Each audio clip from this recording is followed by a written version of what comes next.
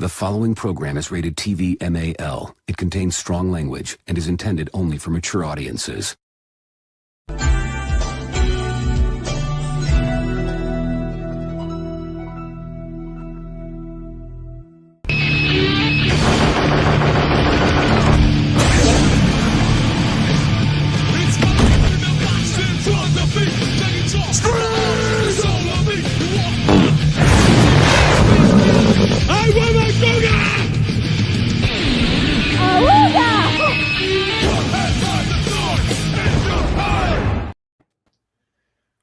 Well, this has been a while since I've ran the StreamYard because I didn't know you could fucking play the intro at the end or at the beginning of the goddamn stream. I didn't even put us on stage. That's how long it's been since I've actually been on this, been on a thing. Well, see, I've never been on your end before, like having to deal with anything. How complicated is it? Yeah, I'm like, I haven't. Fuck, I don't even think I can't remember the last time I did a StreamYard before that I hosted it. So, but welcome everybody to the 102nd episode of the Popcorn Panel Podcast. I as you see, people are missing, and that's because I fired them all. I took over for fucking Victor. I fired every single one of them. I put fucking William on administrative leave in 2 weeks or however long. But he's designated to come back for the Halloween 2 Rob Zombie review in the year 2085. Dude, shut the fuck up. Well, if Chayton fired everybody, what happens if all of a sudden we start looking at this channel and then it starts saying the Chayton 3000 network? Yeah. It doesn't even say David's name. No, actually, no. It's the House of Chayton 2. House of Chayton 3000. So the House of Chayton, the House of Chayton 3000. There we go. Everybody's going to be relegated to different things. Eric Lima's going to be reviewing porn. Brandon Martin's going to be reviewing BBW porn and all that other good stuff. Yeah. Man, sponsored by Xvideos. Yeah. But yes, I am, of course, the House of Chayton here. I am temporarily in charge for tonight due to Victor being on vacation. There's that. Of course, I have with me the Conqueror, William. I am the only Conqueror because there's only one Conqueror, William Braun. And yeah, I feel great to be part of this wonderful podcast again. And yeah, what I got to his sword for you tonight. Well, I found one article of a certain passing that has happened. I also got a much mojo list I may find. And yeah, that's really all I got for today. And and of course we have next up we have Jared. We have him come in, and then I'll say a few days after him. Go ahead, Jared. Right. Well, it's good to be back on here, especially with William, ending his run soon. But anyway, it's gonna end next week. Let's just say this: it's gonna end on a high note. I will also say that I know I promised last week, because of the whole debacle with college and not being able to find a version of it, so then we decided not to review it and all this stuff. And I said that I would review it this week, but I thought about it too. Well, for one, I didn't end up watching it, and two, it makes sense to have it when everybody's here, and also to celebrate William's final episode by talking about a shitty movie. So I will not be talking about a shitty movie that is so bad it's good. Yeah, I was gonna say I have to rewatch. Shit, it's on any streaming services, right? What is it? College? Yeah. The only place I was able to find it too is well, apparently I was talking to my best friend. It used to be on everything. You could find it on Tubi and more free places and stuff. But yeah, you can only like rent it for like $3.99 now on Amazon or purchase it outright. Oh damn! Hey, wait, you can buy it for $3.99 too, or is it more? Let me. Okay, Hunter Hughes says, let's just say next week's movie alone is a lot better than College. Now, yes, and we have a fourth person, but he will be attending the show shortly. Yep. So let's just say this: it'll be a very unexpected one. Yes, let's just say that. And you can rent it for $3.99. Jared, people will spend $2.99 too much. Yep. Now, yeah. Especially for renting this shit. It'd be one day. I know.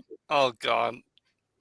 Now, regarding everything, for in terms of a few announcements, of course, if anybody did not see the community post on this channel a couple of days ago, Jordan, 69.99 Jose, Jordan, aka J-Man's Legit, aka Jordy Scow, he has left the popcorn panel. We wish him nothing but the best in his future endeavors. Oh, absolutely. With all his projects, as well as everybody knows, William will be next week. Will be his final episode as a full-time performer, if you will, I guess you could say. And then, of course, the new, I wouldn't call them replacements because you can't really replace talents like Jordan and William. The new co-host, of course, would be myself, and of course, the other person that will be coming in later on. We'll leave some surprise here. I'm sure some people kind of got the idea since I was highly promoting the episode and all that throughout the week. So yes, I'm going to be one of the new co-hosts of the Popcorn Panel podcast starting tonight. The only thing that I've told people this behind the scenes, if I'm not able to attend, that is only due to work reasons. But that will be, of course, where but of course, I'm the new permanent co-host to the show. And it was actually something I was planning on talking to Victor about even before some departures and all that. But it is good that I am in here. That means there will be some new additions to the wheel, if you will, which I guess you'll see yes. The wheel is finished and all that, since I have already sent the rundown, not the movie, the rundown, although that wouldn't be a movie I wouldn't mind reviewing and all that. As far as any other changes, as far as I know, that's about it in regards to any stuff. Anything else, I'll probably wait till Victor's able to say anything, because maybe because I was wondering too, like I'm guessing like stuff like, you know, William and Jordy's like movies would probably end up staying on the wheel. Will they? From my understanding, it will be it'll be replaced by mine. This is the only day it'll be replaced. Mine and the other person. Oh yeah. Hello, Justin. Can't believe this Sunday is William can send me a list of movies that he might be like, hey, can you put this on, so that I can eventually be like, okay, maybe I'll put that back on the wheel then. Yeah, same. I wouldn't mind doing that myself. I'll be nice.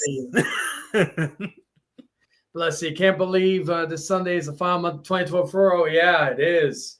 Yes, I did see the trailer for the teaser trailer, Lilo and Stitch. It wasn't really much in terms of, didn't really know anything regarding plot, but I will say, as I've said about the design of Stitch, it is top notch. It is fucking on point. So those are my. I was nervous that like he would look like some sort of monstrosity. I was nervous too that he would be like some sort of like nightmare fuel. Well, yeah, I was thinking like nightmare, even more of a nightmare version of Ugly Sonic. I was gonna say they could have easily. They probably learned from the whole Sonic debacle of why they're not going to fucking make that mistake again regarding all that. 1 second. Transferring into the other room. Oh, my legs. My leg! I know. My My, leg! Hunter to the punch. my birthday's coming up in a few days. Oh, I'm gonna be 30 and I already feel like I'm fucking 50 body wise. no. Anyway, let me hook this up. 30's creeping up on me next year. Oh yeah, enjoy them. I've been trying to enjoy them and all that. But 1 second. I guess we'll throw it into the. Out your mouth, boy. Give me 1 second, guys. I'm gonna check on something. I will be right back. Sorry. I couldn't help it, man. I don't know what possessed you, but you know what? I was like, oh, what did I sound like? Did I sound like fucking if Pazuzu from The Exorcist possessed me and then I was able to get a fucking crucified? Maybe a little. Maybe. I don't know. It's funny because I was looking at like The Exorcist earlier today, like thinking about like, man, I need to rewatch it again. Also, the third one. Oh, the third one. I need to revisit the third one. That I've heard it's actually the better sequel out of all of them because let's face it, The Exorcist Which one are you talking about? Is one of the most cursed franchises where the sequels minus the first one and the third one, all these other installments are garbage. Mm-hmm. Which one are you talking about? The Exorcist. Oh yeah. I've seen the first one is great. The second one is awful. The third one I do believe is better than the first one. What was it? The Beginning and Dominion, those were awful. And then Believer was and as someone who enjoyed and loved the David Gordon Green Halloween movies, I tried to give it a fair shot. I heard all the bad reviews, and I'm like, hey, everybody hated Halloween Ends, and I thought that movie was fantastic. And then I went in, I'm like, I can't defend this movie. Although our Father, our Lord and Savior of horror, Mike Flanagan, will hopefully save us from a more bad exorcism. Yeah, I have all the faith in Mike Flanagan. Oh, yeah. Let's face it, Mike Flanagan is a man. He's a man. Like, I just recently watched Dr. Sleep for the very first time. It is a great companion piece to The Shining. It's one of those things that's like, I feel like if Mike Flanagan was to make like a bad movie, you know what? At the end of the day, I would still probably care about the characters. Yeah. I would probably still care about what's going on. Yeah, you would just like care for everything around them, and you just want like every single character just to prevail with motives that actually felt like sense. I heard Justin that they did do Ellen Burstyn dirty in Believer.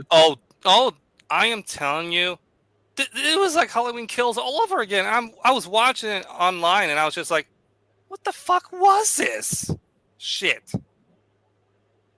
Yeah, it's like fucking. They pulled a Halloween Kills. Huh? They pulled a Halloween Kills. Oh yeah, I was gonna. Yeah. Oh, okay. And it's funny. I like both. I know what you mean now. Yeah. Because you remember how in Halloween Kills, like Laurie Strode has been mostly sidelined throughout the entire time, and you just like focus on this one group that you don't give a crap about. Mm-hmm. Evil dies tonight. Oh, fuck that phrase. Evil dies tonight. Yeah. My sanity dies tonight after I saw that shit. The greatest line in cinema history. Agree to disagree. Except, well, no. It would be no. The greatest line in movie history is die. Fuck you. Well, William, you and I are in agreement on one thing about that movie. I hated that he spoke in that scene. Oh, it was awful. That was only in the unrated version. And you know what? I've said this. I love the director's cut of Rob Zombie's Halloween 2 more, but the only thing I wouldn't change anything. I would only change the ending. I would switch the endings around. That's like the only thing I would do in terms of when it comes to the director's cut. Oh, Jose, you wait, hold on. Sorry, I don't mean to interrupt, but Jose, you shut your whole mouth. You shut your whole mouth right there. Jose, I will. I like that. I can say that. Yeah. If I'm on Jose's side. If you said Rob Zombie's Halloween 2 or Halloween 3, I'd be like, okay, that's still the fine choices. Halloween 4, those are fine choices. But you say that to me, again, I've always said this. It was better than Hollywood Ends. Yeah. It's like nothing's better than Hollywood, especially that screamified version. And I like that's the irony of it. I love the Scream movies, but I just didn't feel like it fit. That's my only issue with the movie. That and the fucking masks. I'd rather take the mask of Halloween 4. I'll take the Halloween 4 mask, the Halloween 5 mask. I don't even hate Halloween 4's mask that much, honestly. Oh god. Is it kind of basic? Yeah, there's it's not intimidating at all. Not that much personality to it, but I'm fine with it. Yeah, the mask. But that was my first mask I saw because Halloween 4 was the first Halloween movie I saw. So yeah, but then again, like one of the bright spots of Halloween 4 was like who's the young child actress in the movie? Danielle Harris. Danielle Harris, thank you. Danielle Harris is one of the best things about it. Also, for me, why I love the fourth movie so much and stuff. For me personally, it has my favorite opening of any of the Halloween films. Just that, just the fields and everything, and it's like, man, that gets me in the Halloween mood. You know what's funny? It actually gives it like a very warm and autumn feeling to the actual season. Yep, that's the one thing I'll give it that. And the one thing I think everybody could be in agreement of regarding Halloween Kills would be the fucking opening. That is one of the best things about the movie. Yeah, like that. I've had conversations because I've been a defender of all the movies. Halloween Kills is the weakest of the three, but I will also say that that opening of Halloween Kills trumps both openings of the other movies in terms of the new movie. Like, I have a lot of fun with Halloween Kills and stuff. Like, I have problems with it and stuff, and I think sometimes it's pretty dumb, but you know what? I like a fun, dumb kind of movie sometimes. Like, I'm a big fan of the Friday the 13th franchise. And that entire franchise is just dumb. I actually still have the tin set as well as the Scream Factory Blu-ray box set. Oh yeah, I remember you told me you had the that version compared to the you had both versions. I never got the tin set, but I have the Scream Factory set. It's like I never got the Halloween Scream Factory box set. Not the one that just had like the movies in separate things. I'm talking about the what was it, the big box one, for Friday 13th. That was one I wish I got. And part of me would be like, I would like to still get it, but it's still like I think $300 and fucking second hand marketing and shit. Yeah. So that's the only downside to it. But yeah, like I was trying to think of what else in regards to the Halloween movies. Yeah, it's like I will say this also about Halloween, Rob Zombie's Halloween's director's cut. I really didn't like.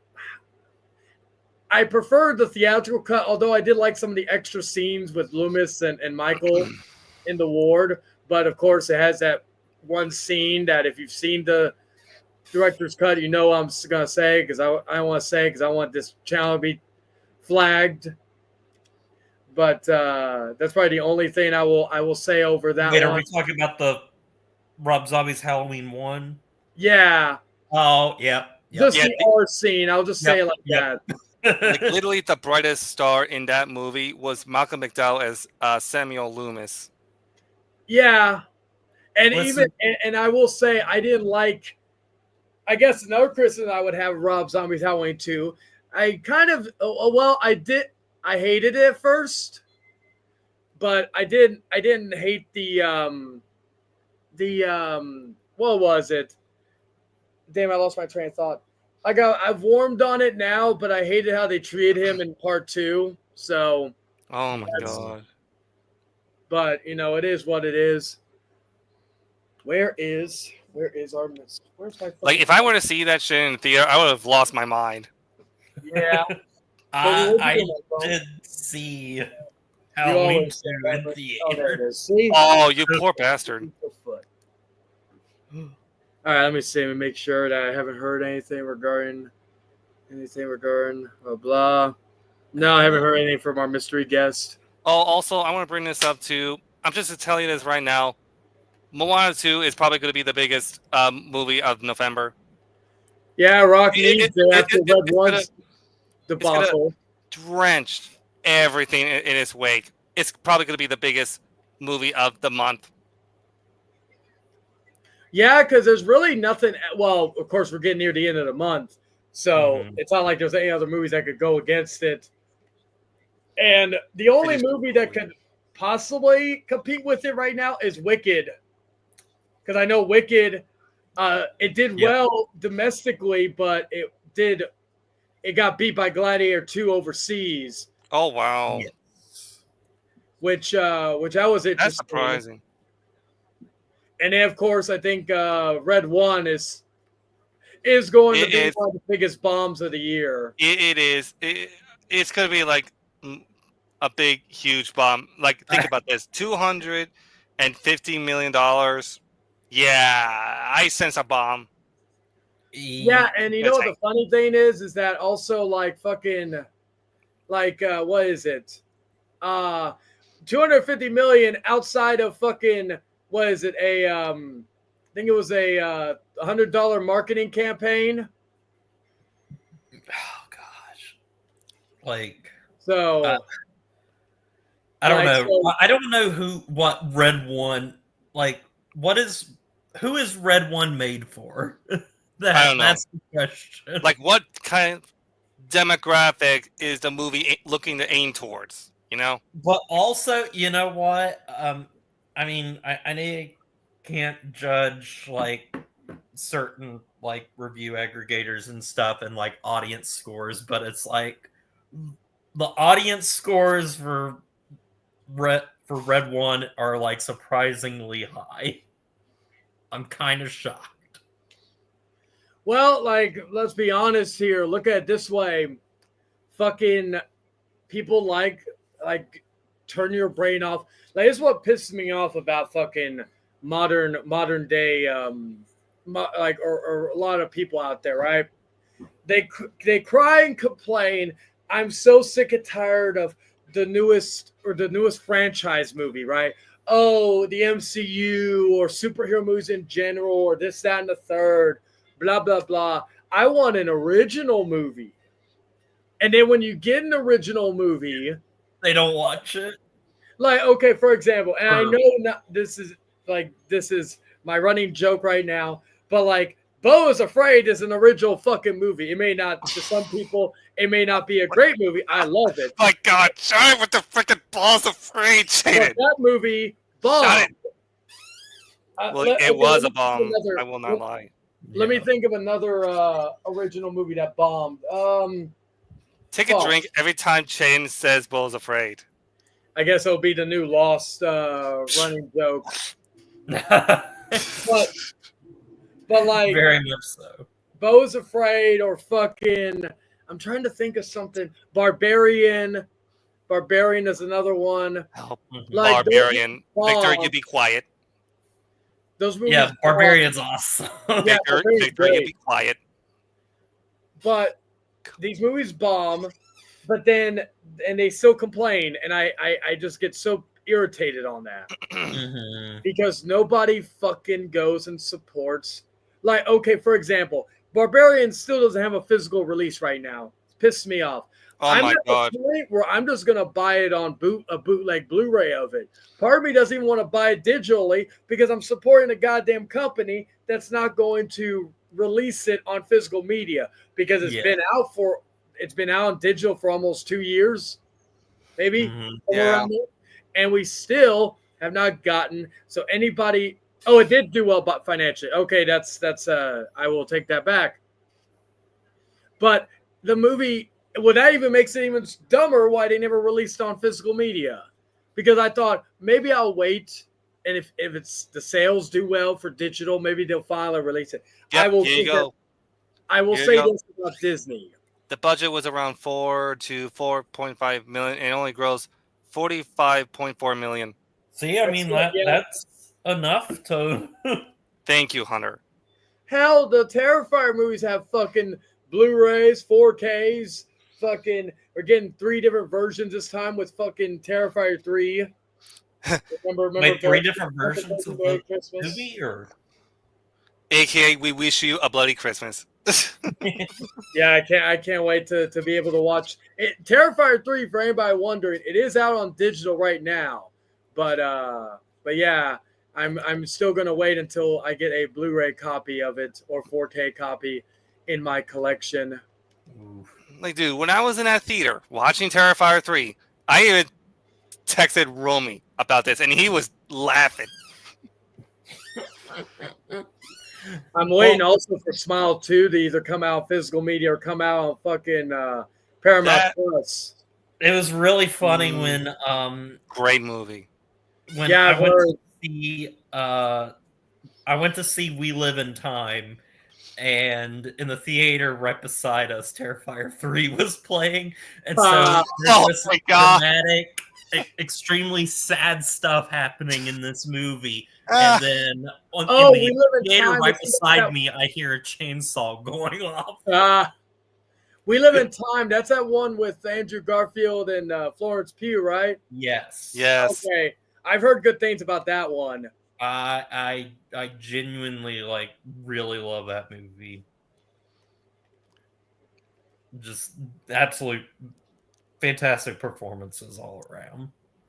And I really that's a director that I saw his I haven't seen Brooklyn, which I've heard is really good, but I did see, sadly, The Goldfinch, which is one of the most disappointing things I've ever seen, because I watched the trailers for that and I was like, oh man, this is going to be great and everything. And then I was bored to tears and just did not care about it at all. But no, his follow-up's great. It does suck when those like for example, I think I haven't seen it still, but that I'm a big fan of Matthew Vaughn, and I heard that Argyle movie was sucked. Oh yeah. I honestly completely forgot about that movie, which is crazy because those trailers played in every movie I went and saw.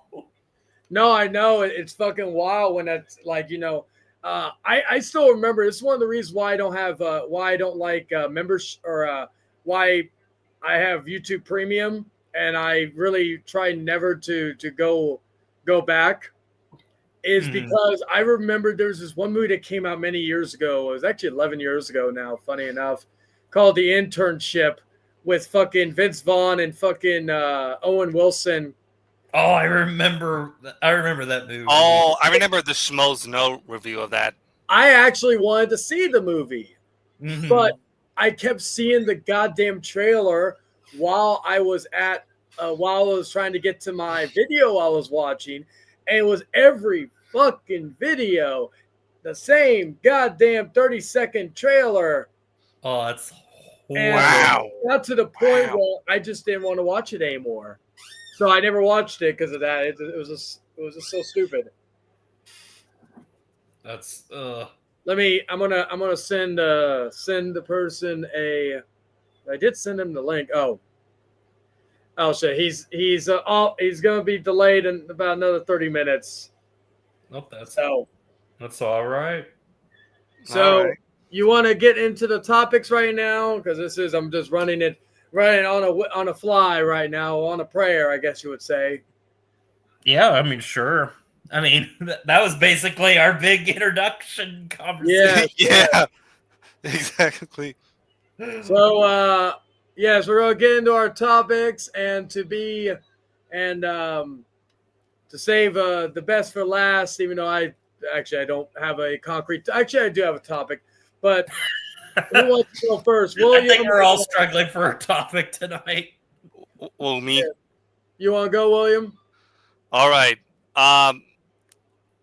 We an unexpected passing has happened in the last like few days or so, and Jim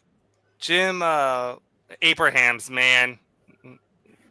Oh. He died at around when he was like 80 years old, and he was also best friends with Jerry and David Zucker, who also made classics such as Airplane.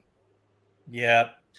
Yeah, and also too, it's just like really sucks. I mean, what is going on with these passings that's been happening throughout the course of 11 months? People getting old. I know, but he he's a legend, and he pretty much passed away, and it almost just feels like, when will it end? I still need to see because I've seen Airplane, and like I've seen the Naked Gun movies. Naked which Gun, he yeah. didn't write all of them, but No.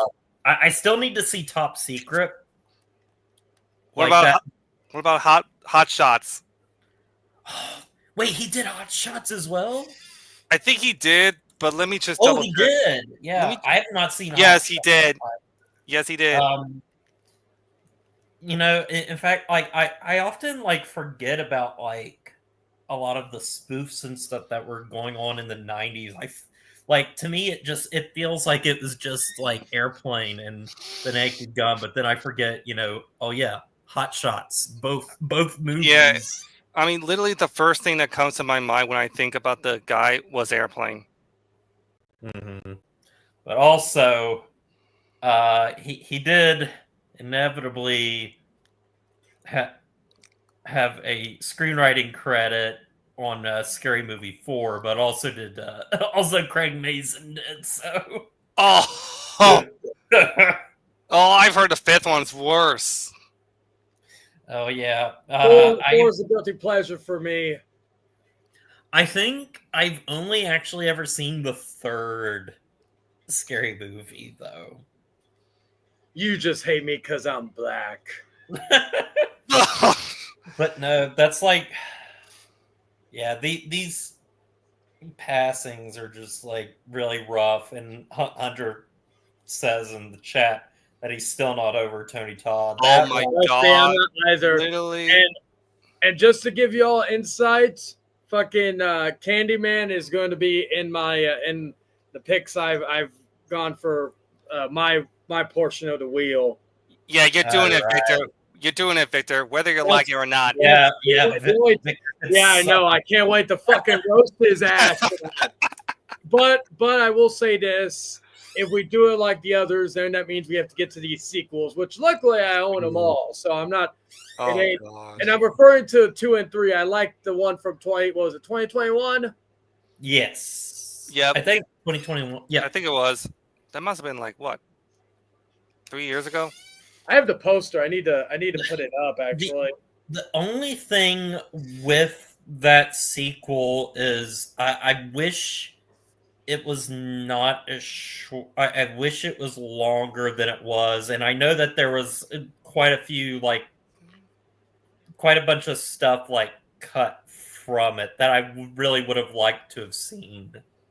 But I still really like that movie a lot. Yeah, no, and then the second movie I don't hate. The third movie to me was the was like the one I'm like, yeah, I can't. Yeah, honestly, I get cannot into it. defend Candyman 3. That's horrible. I think my best friend, because he got into the Candyman movies before I did and stuff, and I still haven't seen 2 or 3, but he watched the second one and he was like, he thought, Too. but also he was kind of like, I'm all right with not seeing the third one. The third one is so stupid. I don't think he's seen the third one at all still. So yeah. he's just like, nah, I'll get to it eventually. Yeah, but honestly, as I was saying, rest in peace to Jim Abrams. He'll be missed, and prayers go out to his friends, his family. Oh yeah. Mm-hmm. And that's my first topic. Now I'm moving on to my second topic, which I have 2 Watch Mojo lists that I saw around 2 days ago. And the first one I'm doing is the top 10 worst recastings in movie sequels. Oh. Shit is about to go. I like me a good recasting, or should I say a bad recasting? I'm much rather take a good instead of a bad one, but oh boy, this list has some doozies. You ready? Yep. Number 10, everyone in the Flintstones in Viva Rock Vegas. Oh, well, okay. I will say, I will stand by that. I think that Stephen Baldwin was born to play Barney. I will stand by that at least. Yeah. Say what you will about 1994's The Flintstones, but the live-action casting was inspired. The Flintstones in Viva Rock Vegas didn't even have that. After the original cast turned down a sequel, Universal overhauled the entire ensemble for a prequel. Even then, the differences in appearance were too distracting. Mark Andy and company were made up to reassemble the characters from the classic cartoon, but the predecessor's characterizations around its cast star power was lost in the new outfit. The controversy surrounding this was made worse by disastrous reviews and box office performances. Stephen Baldwin even got a Razzie nomination as Barney Rumble. As bad as Viva Rock Vegas is already, its recasting method was truly rock bottom.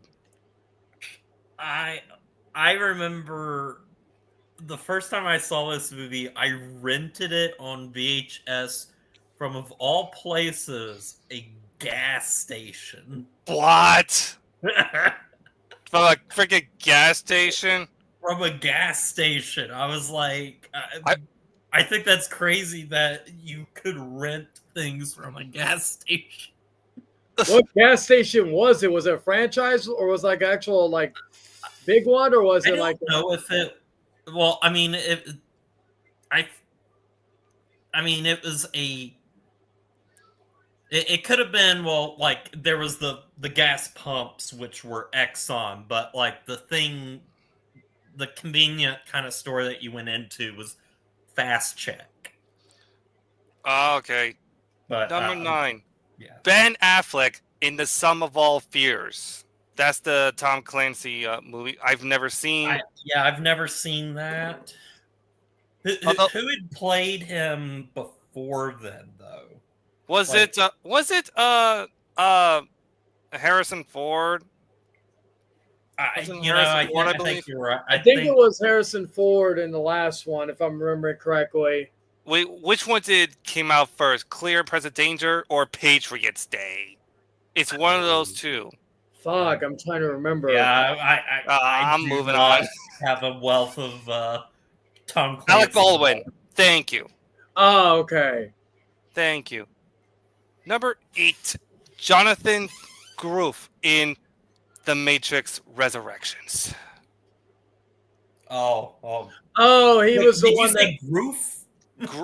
It's Groff. I never seen The Matrix Resurrections, but it has I haven't either, but I mean, I saw it. I didn't like it. Like again, I only saw it because it was free on Max. Otherwise, I would have never probably saw it. Like I didn't go see it in theaters, but like I didn't hate it, But again, it's not something that I've not gone back and watched it since since I saw it on Max the first time. Right. So, but it's not horror. Like I don't. I think there are other Matrix, or the last one was actually worse. I may be in the minority on here. I don't know. Next one, Julianne Moore for Hannibal. Oh yeah, Oh, yeah. I agree with that one. She tried. I'll give her that, but yeah. It's just not as. She's fine in it. It's just she's not. She's not Jodie Foster. No, she Yeah. isn't. Number 6, I agree 100%. Jai Courtney, Terminator Genesis. Fuck, he's so bad. Like more like that and the Divergent series. Oh yeah, you know how some people would call fucking The Rock back in the day franchise Viagra? Well, I call fucking Jai Courtney franchise cancer. Oh yeah, like he's so bad. More like along the lines of Die Hard and a bunch of other shit that he has done. Yeah, Die Hard, Divergent. The only thing he is worth a damn in was fucking Suicide Squad. I thought it was pretty that. solid in Suicide Squad. Number 5, Stuart Townsend in Queen of the Damned. I've never seen this. I like he's so Tom Cruise, but I did like that movie. Although I've always said that he is fucking what's the phrase I'm looking for? The whole situation with fucking that movie went from being like the first half of the movie is more so a vampire Lestat movie, and then the second half or the third act really is the Queen of Damn, which I thought when I know I'm in the minority with this too. Aaliyah, when she came in outside of the bar scene, I didn't really care for her. I liked Vincent Perez though, who of course was in the Crow, City of Angels. But Speaking of City of Angels, did you know that there was also a PS1 video game off of it, Shaded? I heard about it, but one day I have to get it. Maybe we're going to find it. I've heard that's like one of the worst PS1 games, dude. Yeah, it looks bad. So, I want it though. In terms of the best recastings, there was, speaking of Stuart Townsend, he was originally going to be Aragorn in Lord of the Rings. That's right. Before Viggo Mortensen took the role. Yeah. Number 4, Bryce Dallas Howard, The Twilight Saga Eclipse. Wait, that was Bryce? Wow, I'm surprised no one has heard of him. Howard? Bryce Dallas Howard, yeah. For real? Yeah, she it was the Eclipse, yes. Yeah, because who fucking wants to remember Twilight nowadays? That's probably why no one remembers that she was a recasting.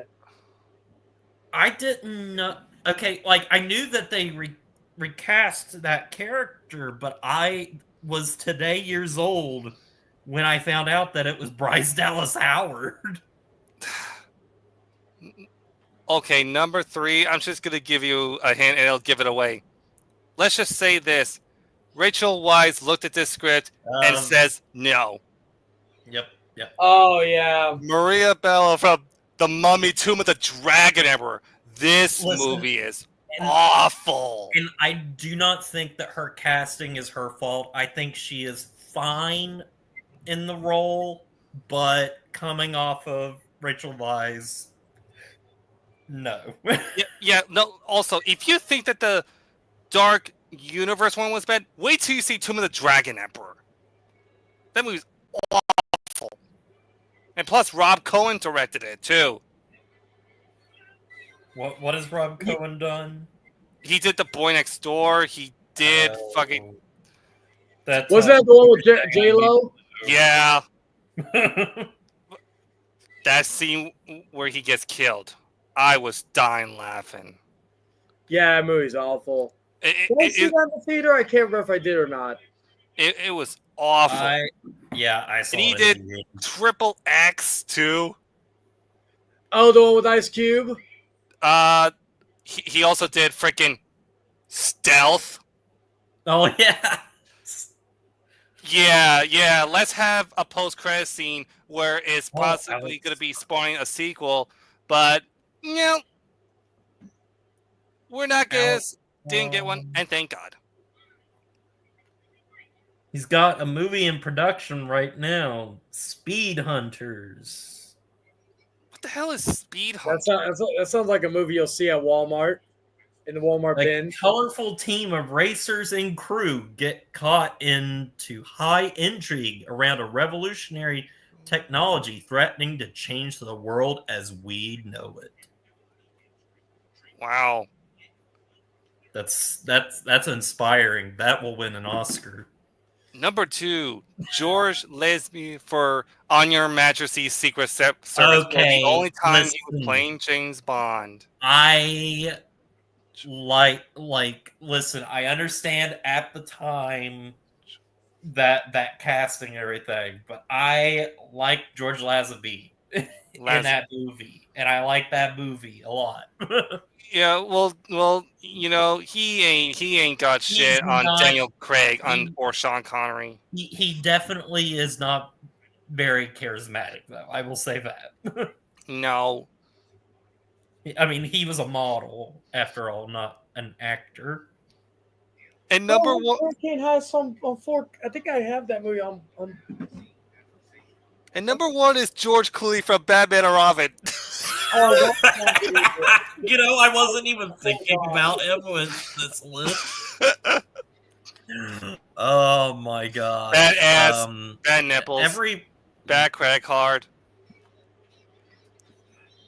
Yeah, here it is. This is the cheapest fucking 4K I ever got. That's brand new. It was from Dollar General. I got the Hurricane Ice many months ago. It's still sealed, mind you. Got it for $3. It's the Ice Age, Jose. Remember that line, Jared? Oh no! I just lost a connection or something, so I lost. I don't know what just happened. Oh shit! Is it working now? Yeah. Like your and I's screen went black, and the little circle was moving around. All right, now I'm gonna move on to the second list, which is the 10 most disappointing sequels of all time. Ooh. Okay, number 10. This is Joker Folie à Deux. Listen, as a huge fan of the first Joker, I was expecting so much out of this. And look what I got. A big slap in the face to what made the first movie so brilliant. I haven't seen the sequel yet, but I had a lot of high hopes for it and stuff. And I was rooting for it because I was like, if you're going to make a sequel to Joker, which I don't really think needed one, you gotta go balls to the wall and make it a musical or something like that. And plus, too, so I thought they were on the right track. Making it a musical, it just killed a little bit of faith. Mm-hmm. And let's not forget the final shot in that movie. Need I say more? Number 9, Quantum of Solace. Yeah. It's one of those movies where you could sit down and enjoy it and then completely forget about it later. Yeah, it's fun while you're watching. But yeah. It's honestly forgettable. And let's not forget the main villain in the movie, who is so bland and so dull. Is it Dominic Green or something like that? Yes. That he wants to control the waters pumps or something like that? Yeah. And see, that was a movie that was completely like destroyed by, well, yeah, as Hunter says, yeah, I think writer's strike. It was a writer's Right, strike. right. movie. Yeah. Because I think there's a quote from Daniel Craig, and I think it was that because of that, Mark Forster and him and Daniel Craig were the only people allowed to like kind of touch the script. So Daniel Craig was like writing scenes, and he even is like, I am not a writer. No, he's not. All right, just to catch you up, Chan, we're talking about the top 10 most disappointing sequels of all time. Number 10 was Joker I was 2. listening to the entire conversation. Yeah. I just switched rooms. Okay. Oh, okay. No, but I was gonna say it's the only one of Daniel Craig's filmography I really don't go back and watch that often. Yeah. It's number 8, this is a big one. Independence Day Resurgence. Oh god. See, I never saw it either. It's awful. I'll even admit I'm not the biggest fan. Like I'm not the biggest fan of the original either. So like it's just not something that, I was like the sequel to a movie I thought was all right, Yes, it's like your typical popcorn fun movie, but it's just nothing like I don't even go back and watch Independence. I will say though, Independence Day is probably one of the only July the 4th movies I will watch. I've said this, I can watch that or Uncle Sam, but I cannot watch like a controversial statement. I've always said, I think I Know What You Did Last Summer is overrated. And I tried to go back and watch it for July the 4th. I was going to do a commentary over it. I could not finish. I could not get through to half. I've seen it. Take a picture of that. Yeah, I don't hate it, but it's just Victor's gonna haunt you. I don't like I love the cast. Like I love, of course, Jennifer Love Hewitt, who for some reason does not age.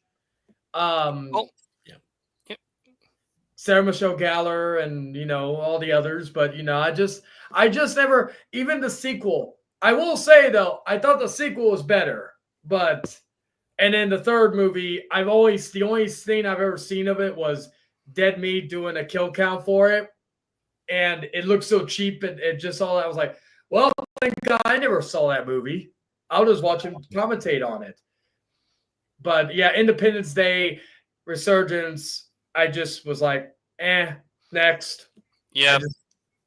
And I've had no need. They had a 4K bundle for it a while back, and it was pretty decently priced, and I almost picked it up because I was like, well, I'll at least own the original on 4K, but even then I was like, nah.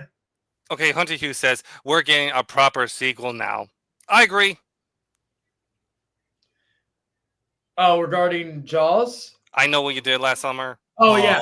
Yeah, I will say, though, I am interested in this legacy sequel. I am interested in that. I'm not going to say that I'm not going to go check it out because I am interested. And plus, to be fair, the I Know What You Did Last Summer movies have a better quality legacy than other franchises because really it's 2 movies and 2 good movies and 1 bad movie.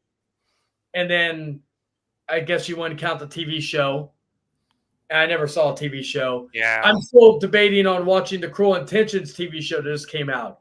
I made a joke. I said, finally, the 3rd attempt, finally, they were able to make a proper TV show that's a movie. Number 7, Wonder Woman 1984. Yeah, Pedro Pascal was the only thing worth a damn in that movie. Patty Jenkins, what happened? What happened? I like weird decisions in that movie overall. Yeah. Yeah.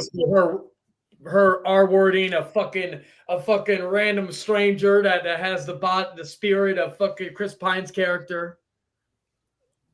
No one thinks about that. She fucking basically molested a man. Oh god. Yeah, and the thing is, it's like all the wishes and stuff. It's like they happen perfectly fine and stuff, and then it's like, why does that one have to be that way? Yeah.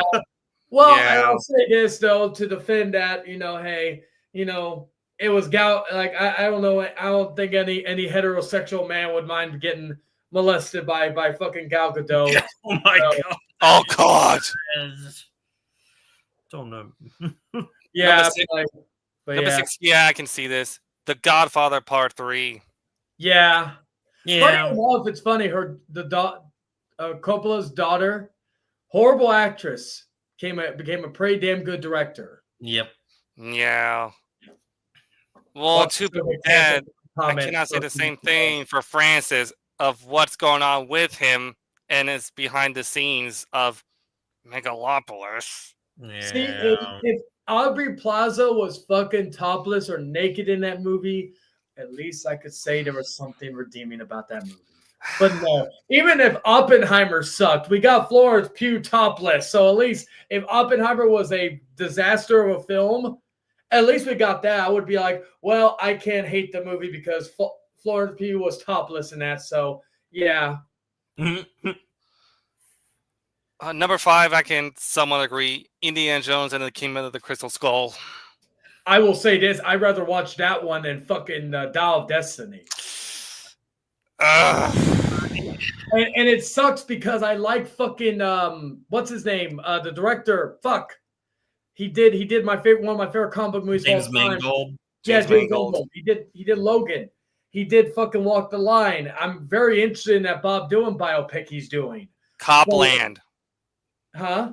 Copland is another good one. I forgot he did that one. That's the one with Sylvester Stallone. Yeah. I still need to see that. But Copland is great.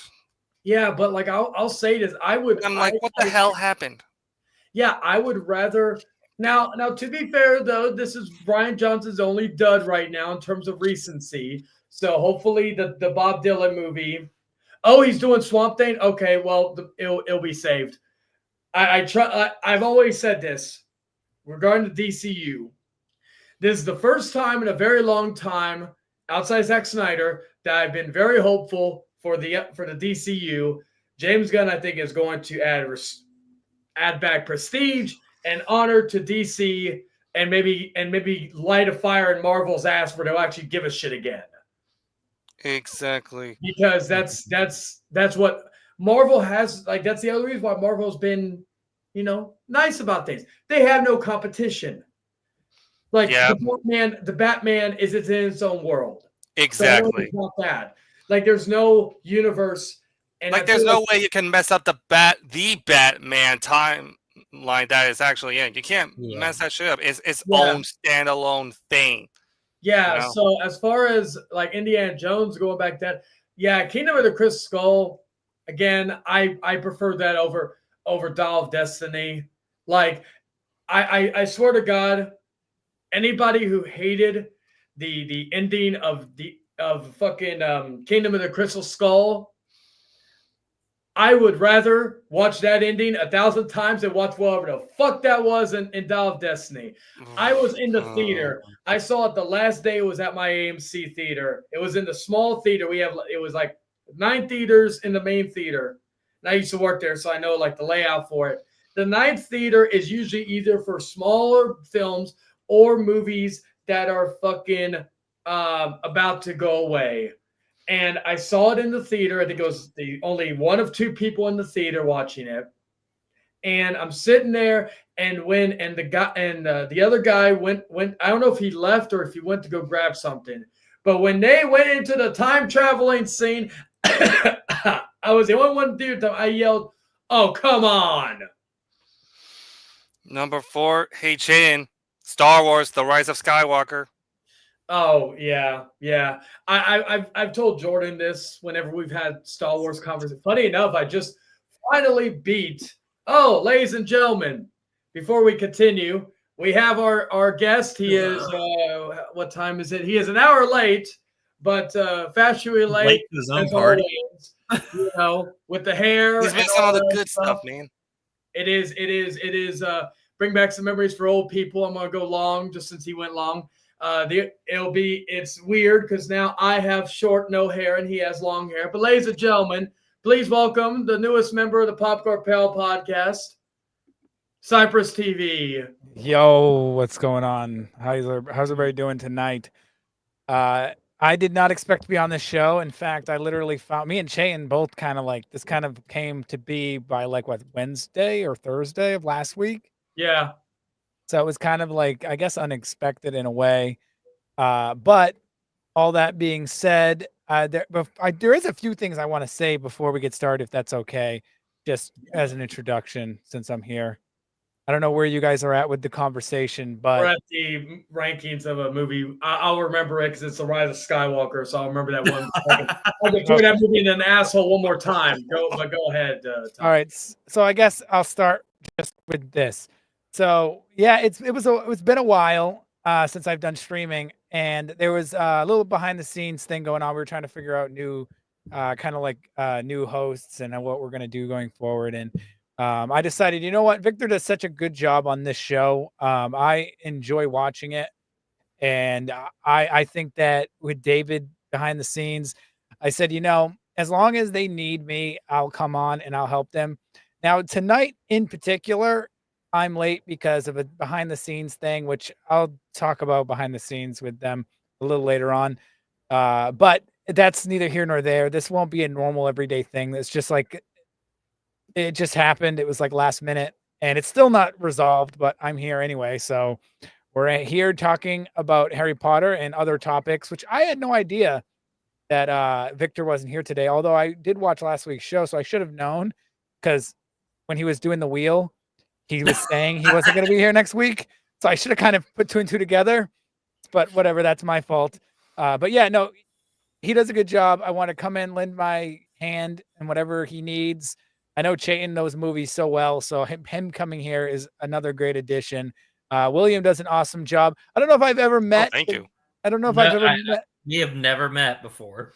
Yeah, I've been kind of away from streaming for about a year and a half. So, yeah, I mean, it happens. But hey, we're gonna get to know each other because I'm gonna be here for as long as they need me.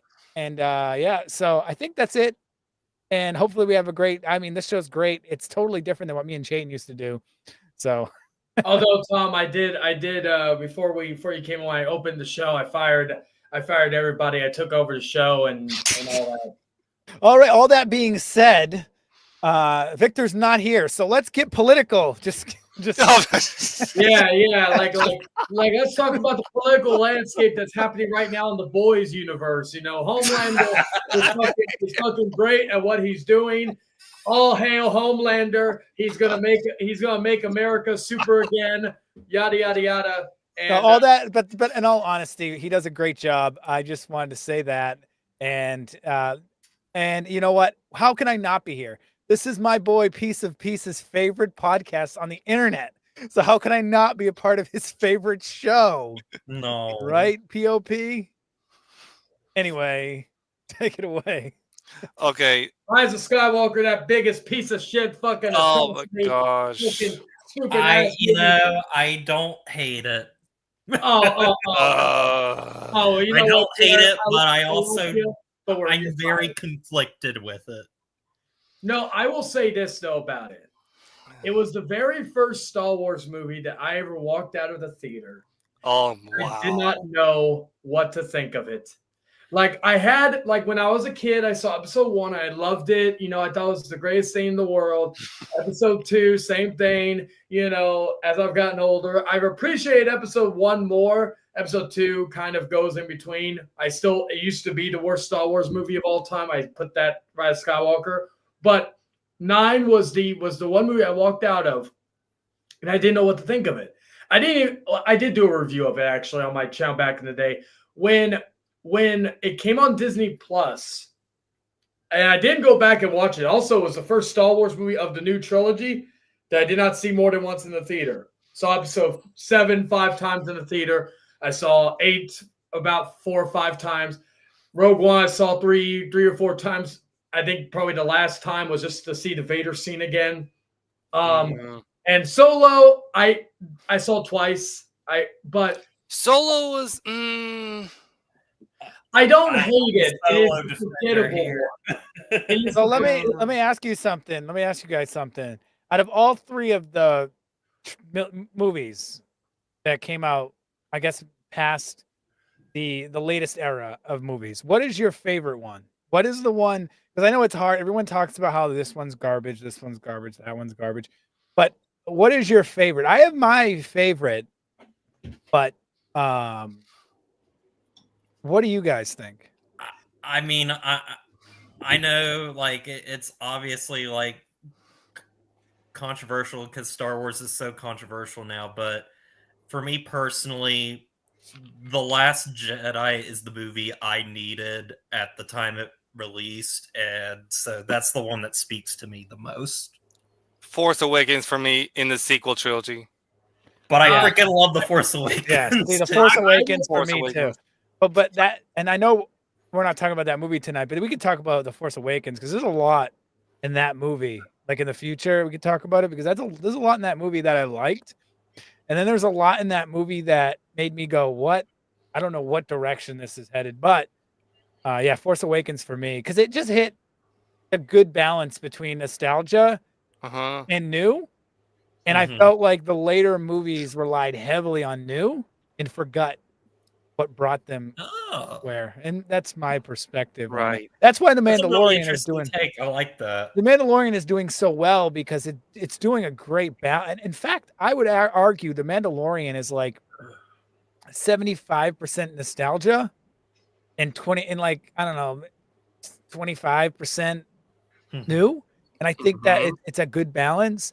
And then you got, and I don't want, you know how this is always a touchy topic, but then you got movies like the later shows that I'm not even going to say the name, but y'all know what I'm talking about. Oh yeah. That latest series, that show was like the opposite. It was like 75% new, if maybe more, maybe like 80% new and 20. I think that the balance with Star Wars is to kind of dip into the retro more heavily and almost like slowly introduce the new. You know what I mean?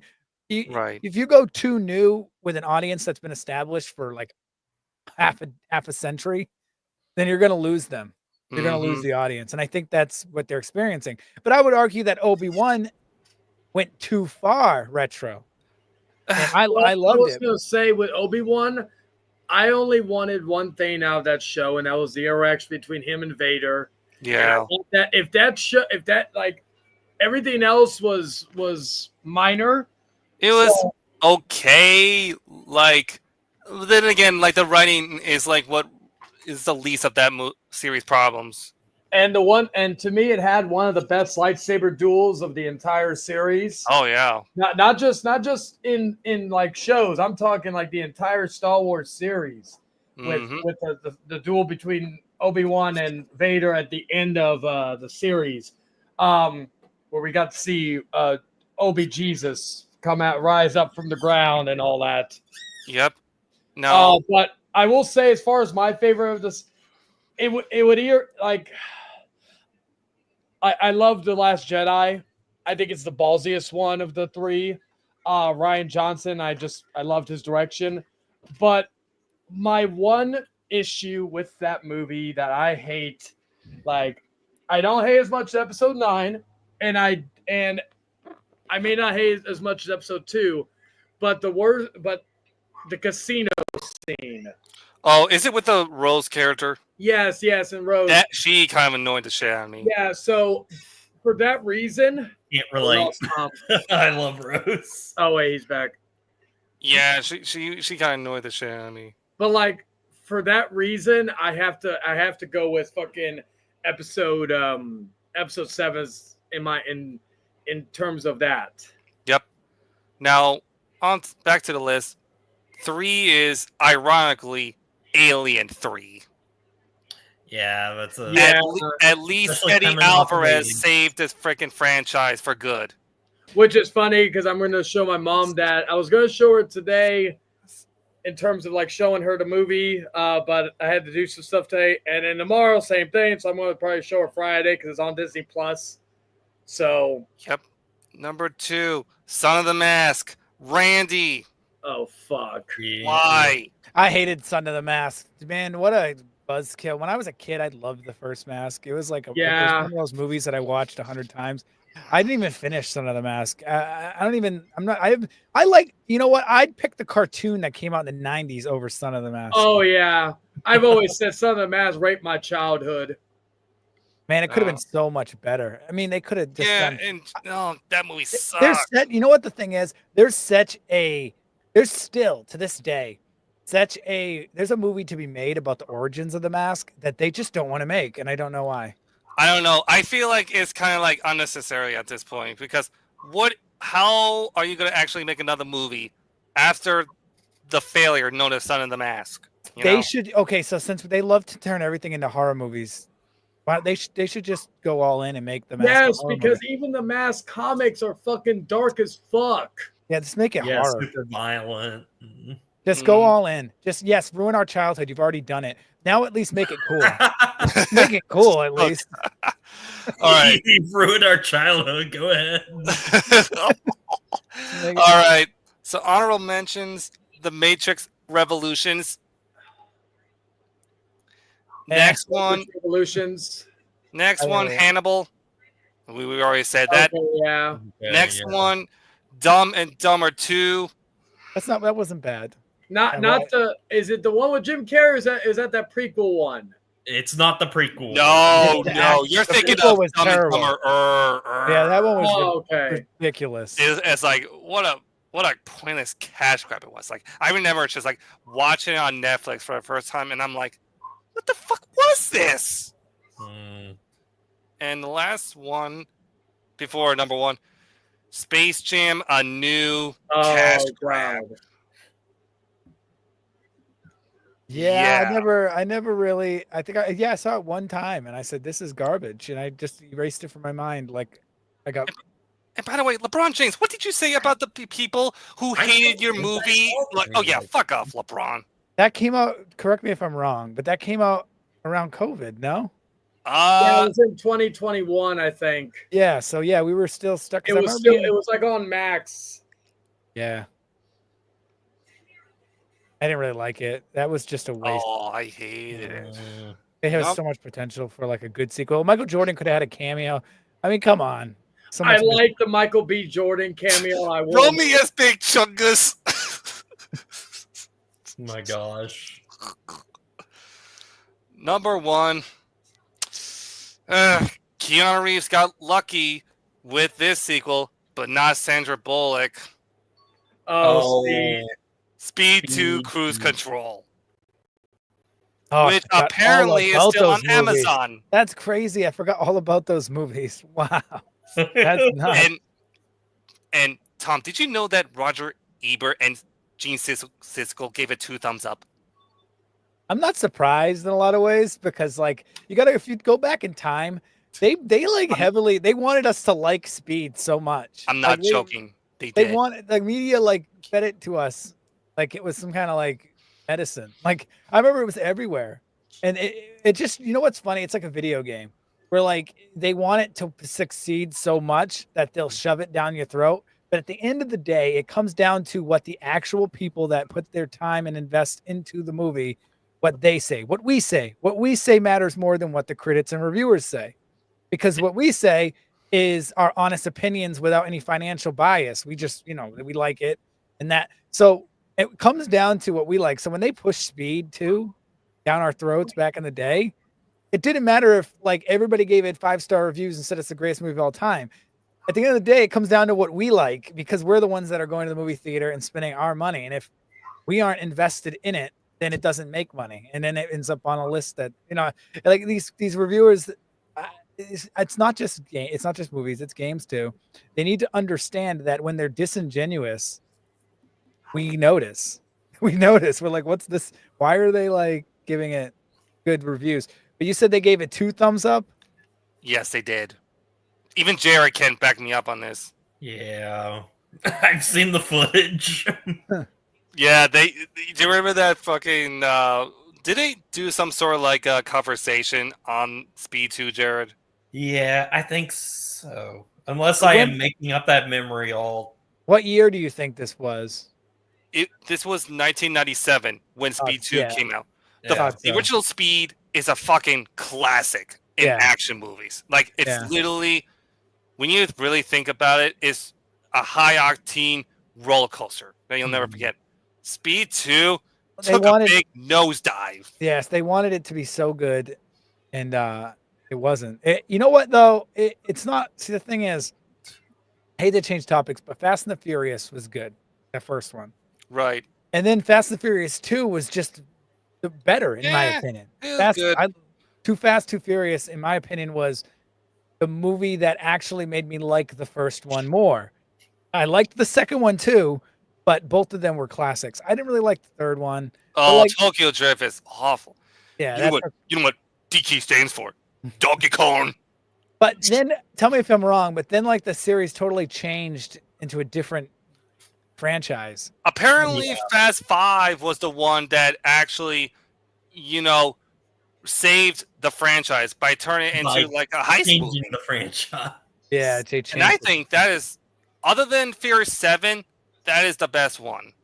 Yeah, I think that, and I got to rewatch Speed because the first one I seen a long time ago.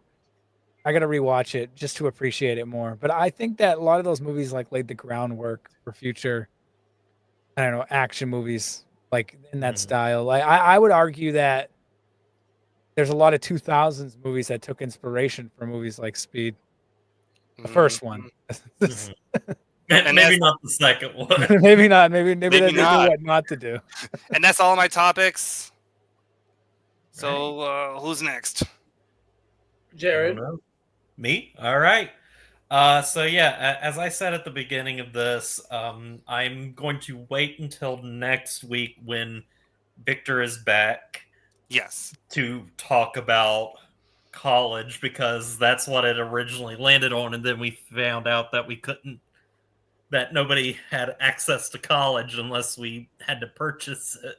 So I decided to bite the bullet. What the? Oh shit! I got to fucking. Oh fuck! Wait a minute. Wait a minute. Peter, what are you doing here? Hold on, I have to fucking find the damn. What are you doing? There. Where the fuck is? Oh, where the fuck is the thing? Oh shit! What are you doing here? There we go. Oh my gosh. I might as well just say hi for a second. Hello from Florida. Oh, Victor's here, so let's talk about college. Well, that's heavy here, Victor. Now be gone. It's my show. Oh, and he left. What? Yeah, what? I was hearing this conversation about Speed 2, and I was like, I'm sorry, but the reason why the first Speed was so good was because Joss Whedon wrote most of the dialogue. It wasn't even Graham Yost who did most of the dialogue. It was Joss Whedon. You didn't even get a fucking screenwriter credit. That's very true. That's crazy. It is true, by the way. That's true. Joss Whedon, he even created Pop Quiz Hotshot, not Graham Yost. Not saying Graham Yost isn't a good writer, because he is, but except for Broken Arrow. That movie's shit. Where were we talking about? We're just talking about random shit and all that. Yeah, and I think that. I was about to go over my topic, and I was going to say that I'm not doing college this week because I am waiting for you to be back on next week. Yeah. Oh, God. So that you freaking college. Because I didn't know that you would pop up on here. I wasn't even sure either. I just came home from fucking Chili's. Oh, okay. Oh. So yeah, I will be reviewing that next week. But in the case, I'm gonna review a different movie this time. What, Wicked? Maybe. Yeah, I'm reviewing Wicked. I see Wicked. I see that ad everywhere. Wicked. I saw your review of that. That Google Pixel commercial, I will admit, that's pretty funny. Yeah, I keep seeing it. Yeah. In terms of Wicked, this was a movie that I don't know what I was thinking, but like I almost expected it to fail at first. I thought that I don't know why I was there. people had lost interest in Wicked, but then I was completely wrong because the Hi, Gary. musical theater crowd. Hey Gary, I'm just popping on. I'm actually on Hey, vacation Gary. right now. I'm not even supposed to be here today, but you know what? I was like, let's make it quick. I'll come on for a second. Yeah, I didn't think at first I was afraid that people weren't going to go see this and everything. Musicals, I thought it was gonna flop. They're a dying Yeah, I thought too. movie genre, kind of, and stuff like In the Heights didn't do very well. Which That's a great movie though. Directed and everything. John M2, yeah, he's becoming a really good filmmaker now. He got out of his Justin Bieber shtick. Did he direct a Justin Bieber movie? What is it? Didn't he direct the Justin Bieber movie? I think he did. Yes. God. He also did Oh god. all the Step Up movies, starting with the second one. Yo, yes, the Step Up movies. Starting with the Yeah. But he also and then he directed did In the Heights too. G.I. Joe Retaliation, Which is actually underrated. I actually think it's better than The Rise of Cobra. But yeah, but as it was getting closer and I was just hearing all the buzz about it, I started getting excited finally. And I grew up in choirs and stuff, not something like show choir and stuff, but I did choir in high school and stuff, and I love singing, and I like musicals. And so I was excited to at least sit down and watch this. But at the same time, this is one of those things where Wicked was a musical when people in high school and stuff, people obsessed with it so much. It was so popular, and when things are so popular, I want to do the exact opposite and just disregard it completely. I just want to not even touch it. So I wasn't, on a Wicked hate train or anything. It was just I have no interest. I'm a New Yorker, so I know firsthand Wicked was a fucking big deal, man. Oh yeah. It was a big deal. Oh, it was. But I sat down and watched this movie, and man, John M. Chu took me through a magical journey that is one of my absolute favorite movies of the year. I think John M. Chu is a fantastic filmmaker. And the fact that he was able to turn this 2-hour and 40-minute musical and split this into 2 movies, and it feeling in the first half feeling, at least for the most part, like a cohesive whole. Yeah, sure, it the way the movie ends and everything, it is where the intermission takes place in the original musical. But so yet this is some Dead Reckoning Part 1 shit? What is it? It's like Dead Reckoning, the first half of a movie, and it's technically a cohesive movie. Yes. I can't even call it Dead Reckoning Part 1 anymore. It's fucking stupid. But no, when I was watching this movie, when I watched Cynthia Erivo's performance, I was I left the theater and I was I think I just saw Cynthia Erivo win the Oscar for Best Actress. Well, she's a great actress. Have you ever seen Widows? She was great in that.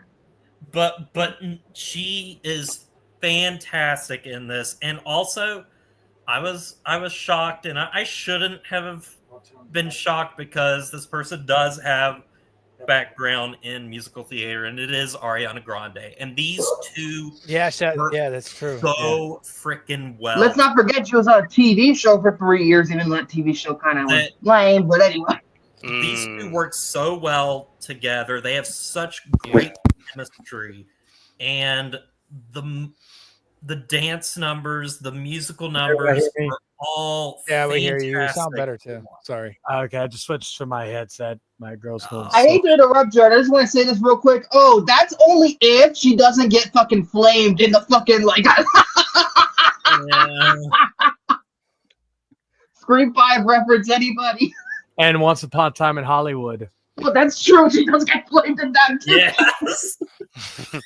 But no, the Tyler. music is really phenomenal, and it is able to tell like this whole story in 2 hours and 40 minutes and everything. That's a And you long think that it musical, would though. feel bloated, and it really doesn't. I was actually shocked at how well paced this was. I never felt like a scene dragged, but I will say, like, the middle of the film, that's where like everything fully like clicked for me. There is a dance number between Cynthia Erivo's Elphaba and Galinda, played by Ariana Grande. If you said Jeff Goldblum, like, oh, I have to watch Jeff Goldblum dance. Jeff Goldblum doesn't dance, but he does sing, and he is pretty solid. Pretty solid, honestly. I can only see him as one character, Malcolm from Jurassic Park. But no, I hate to interrupt you, but how many songs would you say? At least 15. That's a long movie. So there's about, I think, 12 songs in total. That's not terrible. That's actually. And for the second half, when the second movie comes out, there's 8. So they're cutting it down. I think it's gonna be a longer movie, part 2. To be honest with you. But yeah, I wouldn't be surprised. All the numbers are fantastic, but it's really the finale of the movie, which is, well, without being too spoilery and stuff, but it is the Defying Gravity song, which is Defying Gravity, the reason why people went to go see it. It is, and they extend it too in ways to make the ending of the movie feel more like a grand finale for this part of the story. And Cynthia Erivo, there are just the visuals on display in those final moments. The way that her cape is just flapping, and like the cape is CGI and everything, but it is just one of the most beautiful images that I have seen, and it's just awe-inspiring, and it really leaves you like wanting to see where this story goes from here. It's absolutely fantastic. I love John M. Chu. I didn't love In the Heights, and that's something that I need to rewatch.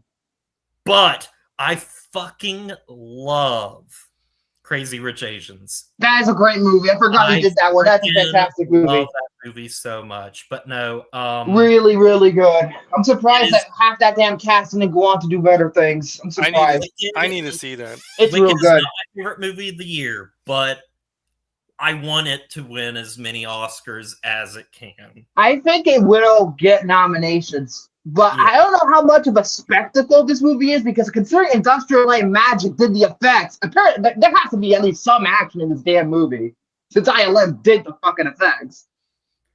It's like I could sit here and nitpick like some of the effects, being like, this or that and everything. But at the end of the day, it's like, for me, I don't necessarily care about effects, but I care more about like my performances and my story. And this is really just phenomenal, I think. And it's such a likable film, and I watched it with a very enthusiastic crowd. In fact, I would probably say that my least favorite thing of the movie was watching it with a bunch of obnoxious theater kids. Oh God. Oh yeah, that's the problem. You said it. But it wasn't like the worst thing ever. Oh my God. I mean, when the cinema version comes out next month, I believe, it's gonna get even more obnoxious. So try seeing that movie again next month. They judge the theater. This is no shots at theater kids, but they judge movies differently. This is an event. of the century. Yeah. And they're not bad. I mean, it is because it's a different audience. Let's be honest. It is when you make a theater movie, you're not necessarily trying to appeal to the average moviegoer. Oh, but to be fair, it's making a lot of money, so they did appeal to the average moviegoer in some ways. And Yeah. lately, and that's why, and that's a totally different topic. But lately, these musicals have been doing very well, to be honest. So Yeah. Well, even Wonka the did Joker 2, well, yeah. which bombed, even the Joker 2, which everyone criticizes, everybody's talking about it. Everybody's talking about it. Yeah, but like in all the wrong ways. By the Yeah. way, great video about Joker, Jared. I watched the video; it was pretty damn good. Oh, thank you. But yeah, I loved Wicked a lot. I give it what I usually give, not my personal favorite movies of all time, but a perfect movie for me. It's just how I quantify it, 9 out of 10. I think I need to see this movie now. I was skeptical about it because you know me, I don't like musicals, but then again, John M. Chu's and last if you movie don't surprised like it, you me. can at least say you watched it. How was the That's effects? true. How would you rate the effects? Because the trailer makes it look like it's wicked high budget. It's industrial light and magic. It's gonna look good. It like there's things that like, I mean, I've seen like better stuff before everything. I would give this like 8 out of 10. That's like good. in terms of effects or anything. Like there's nothing like extremely groundbreaking. Although I think like some of the visuals like near the end look phenomenal. That's where they saved all their money. You've seen it in the trailer and stuff, but like when the wizards like animatronic face, Yeah. goes You up, know, though, they get a pretty budget. awesome. You know they get a budget, and you know they're spending it in two places, most likely, the beginning and the end. Yes. Yeah, the middle nobody cares about. They're gonna spend it, especially on Defying Gravity. They're gonna put that CGI and put it in the fucking overload, just like that damn submarine to the new Mission Impossible. Listen, Cynthia Erivo's cape be caping in the end of this movie. Her cape is caping quite a lot. I'm sorry. Wow, you have better capes than Hocus Pocus 2 or whatever. Listen, there is a point in which the cape that she has is an actual real cape that is normal length, but by the end that is like Spawn length of a cape. Spawn? Oh, good lord. Funny because I learned the effects in that fucking Spawn movie and it looked horrible. Oh god. But yeah, that is my topic. Wow. That was good. Now I gotta see this movie now. Oh, I gotta have to wait till Peacock gets it or something. Oh yeah, you know it'll. When is there a date on it coming out digitally? I think it's gonna be a while. Since Universal, they probably are. Since it's made a lot of money, Universal's probably gonna wait like 2 or 3 months for that shit to come out.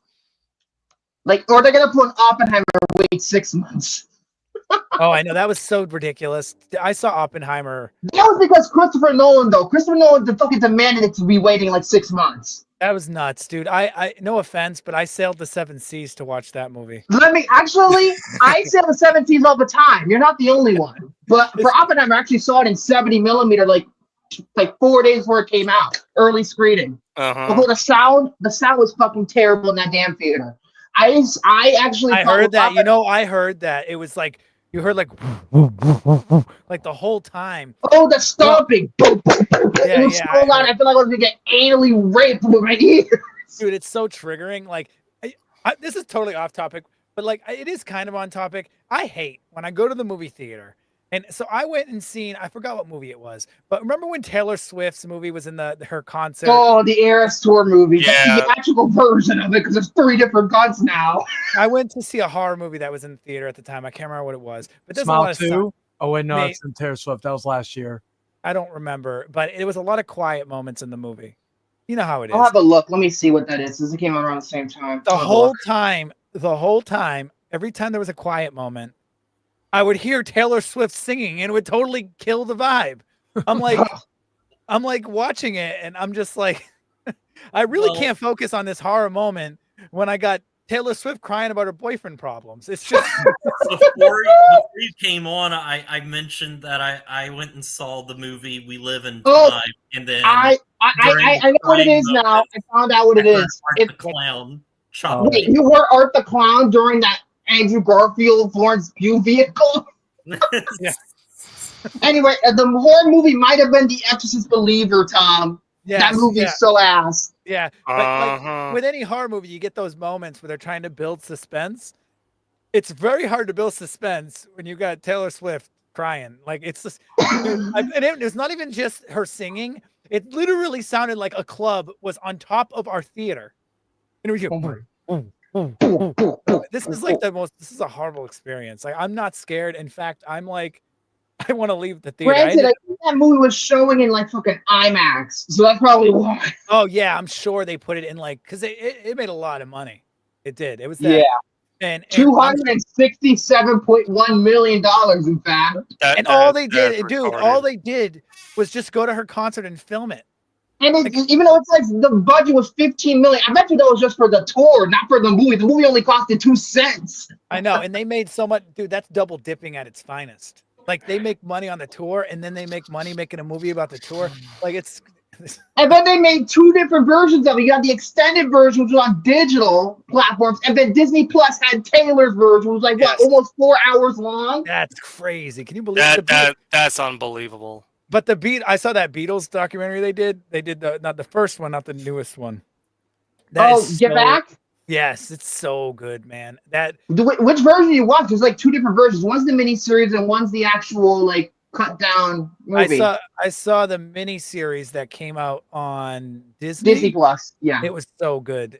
It was, and apparently they're doing another one. They're doing another one because it's very successful. Mm-hmm. Good, because that was awesome. So there's ways to do it, but Taylor Swift, I don't know. She should have waited like 50 years. And it's funny because Beyonce tried to do the same thing like 2 months later, and that didn't really do so well. Beyonce is so irrelevant in modern, and she thinks and this is my opinion, but she is so irrelevant right now in the landscape of music.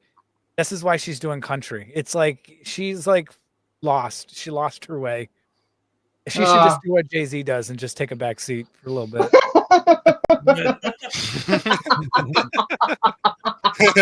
That's funny. Yeah.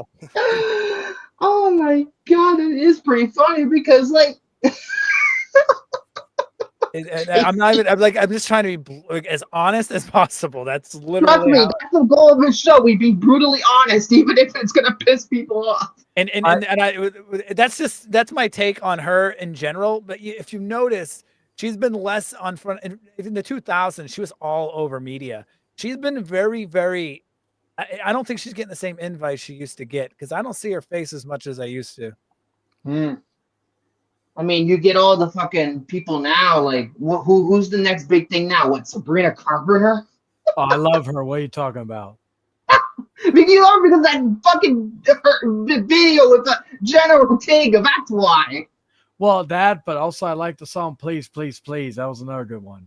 Which is all over the radio, and I can't escape it. I'm like, oh god. Please, please. No singing. Oh god, dude! This is the popcorn panel. It's not the music panel. Well, you could do a podcast. Well, pop is in the title. Yeah, that's true. I guess you can sing. That is not inaccurate.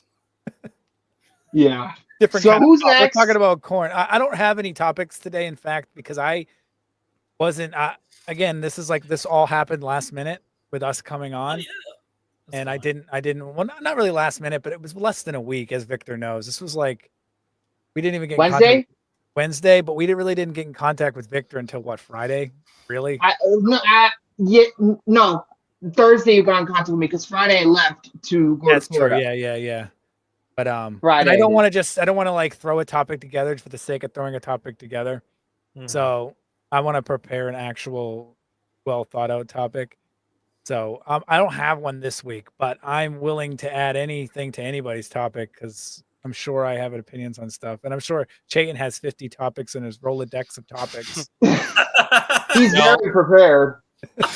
He'll take up like he'll have like. I thought I talked so much, and it'll be like that for like 90 minutes. Oh my god! Like the time I talked about Lost for 90 straight minutes. That's actually one of the funny things, Victor, I said, because me and Chayton, as you know, we did a show, and him and he talks more than me, but I talk quite a bit. And I'm like, with Victor on the show, he talks a lot too. I mean, we're never gonna have any dead air on the show. I mean, it No, have to be not like, at this point. Not Like, at this point. then I did the hour-long topic of the MCU ranking. That's right. You did do that well, not there's too a long lot ago. of MCU movies. I mean, there's so many. And then you get Yeah, into, I was like, kind of the- like, I could have just done phase 3, but I was like, I finished the whole arc. Let's just, And you know what the thing is about the Marvel movies is, like, they could Uh-huh. just canon any series at any time. Like, they could come out tomorrow and be like, the Ghost Rider movies are now canon. Oh Like, God! I hope God. no. And by the way, Jared, what was the name of that movie that you put at number 6 that starts with an A and it ends with an E? I wonder why. About that. Ends with an A. Oh yeah. I'll always remember that. why. I will too. I will always remember that fucking moment. You asshole. That was also Tom, just to fill you in. Yeah, That was during the time when I was over on vacation, and then I heard Jared's number 6, and then I said something like, "What in the blue Infinity Stones did I just hear?" Oh my God. That was pathetic. Yeah. Well, to be fair, if he wasn't ranking all the Marvel movies, because if he ranked all the Marvel movies, I would have been upset. I would have been upset about him not putting Endgame higher if Spider-Man 2 was number 1. That's like a 5-hour stream. Like, if you were to properly rank each My movie God. in detail, Wow. that's a marathon. Like with other studios, other studios in their New Line did Blade, Sony did like a script pick. see like, here's prepared.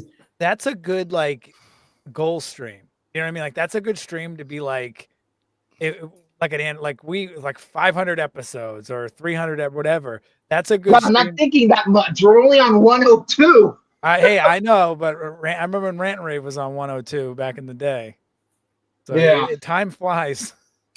Before you know Yeah. it's crazy. It's nuts. I joined in progress, so I don't even know whose turn it is next with the topics. Who is there? I don't even have a time. Remember, I wasn't even supposed to be here today. I'm sorry, I'm referencing Clerks all the damn time. You just showed up. Yeah. Yeah, I believe it's mine because of what do you call it?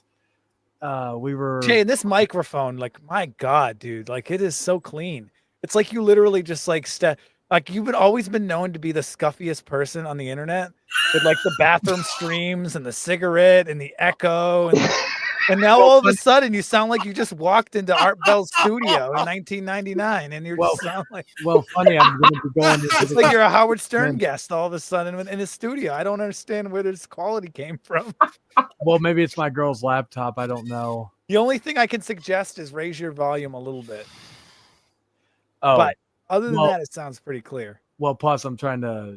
She's what do you call it? Sleeping. So I'm trying to be respectful and not talk too loud. But I'm going to the restroom in a moment, so I could talk a little louder then. Oh wow, his studio, ladies and gentlemen. Yeah, His studio's his damn bathroom. He's taking the mean shit. Yeah, I'm taking a David 3000. Shots fired. I'm sorry, David.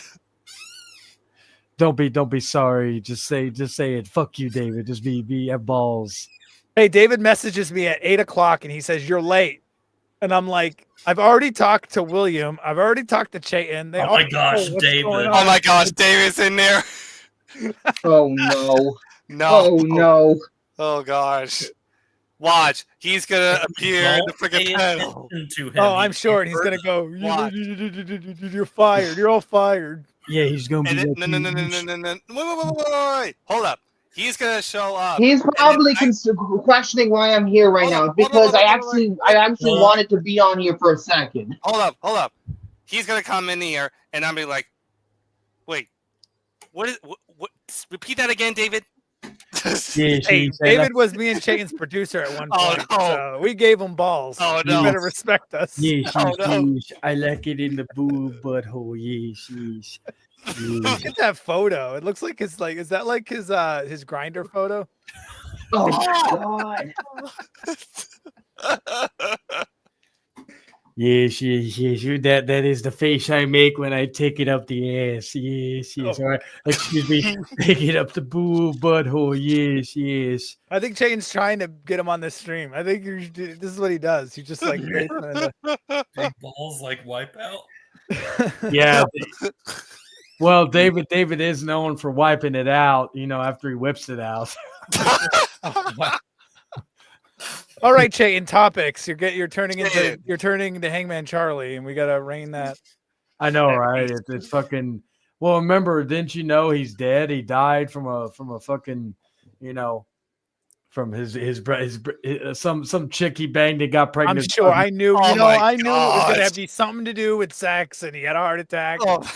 I knew. Like, how did I know? No, he actually just abandoned the chick, just like what's his face on Lost, Thomas. Fuck that guy. Victor, I've got my girl where she works at. She brought home a case of wine. So now if we want to, we could just take shots of wine until every time you make a Lost reference, and I'm sure you'll be the cause of my death from alcohol poisoning. Oh my god. Well, to be fair, I am watching ER at the moment. Apparently, there were two fucking people from Lost who showed up on ER. I'm just like,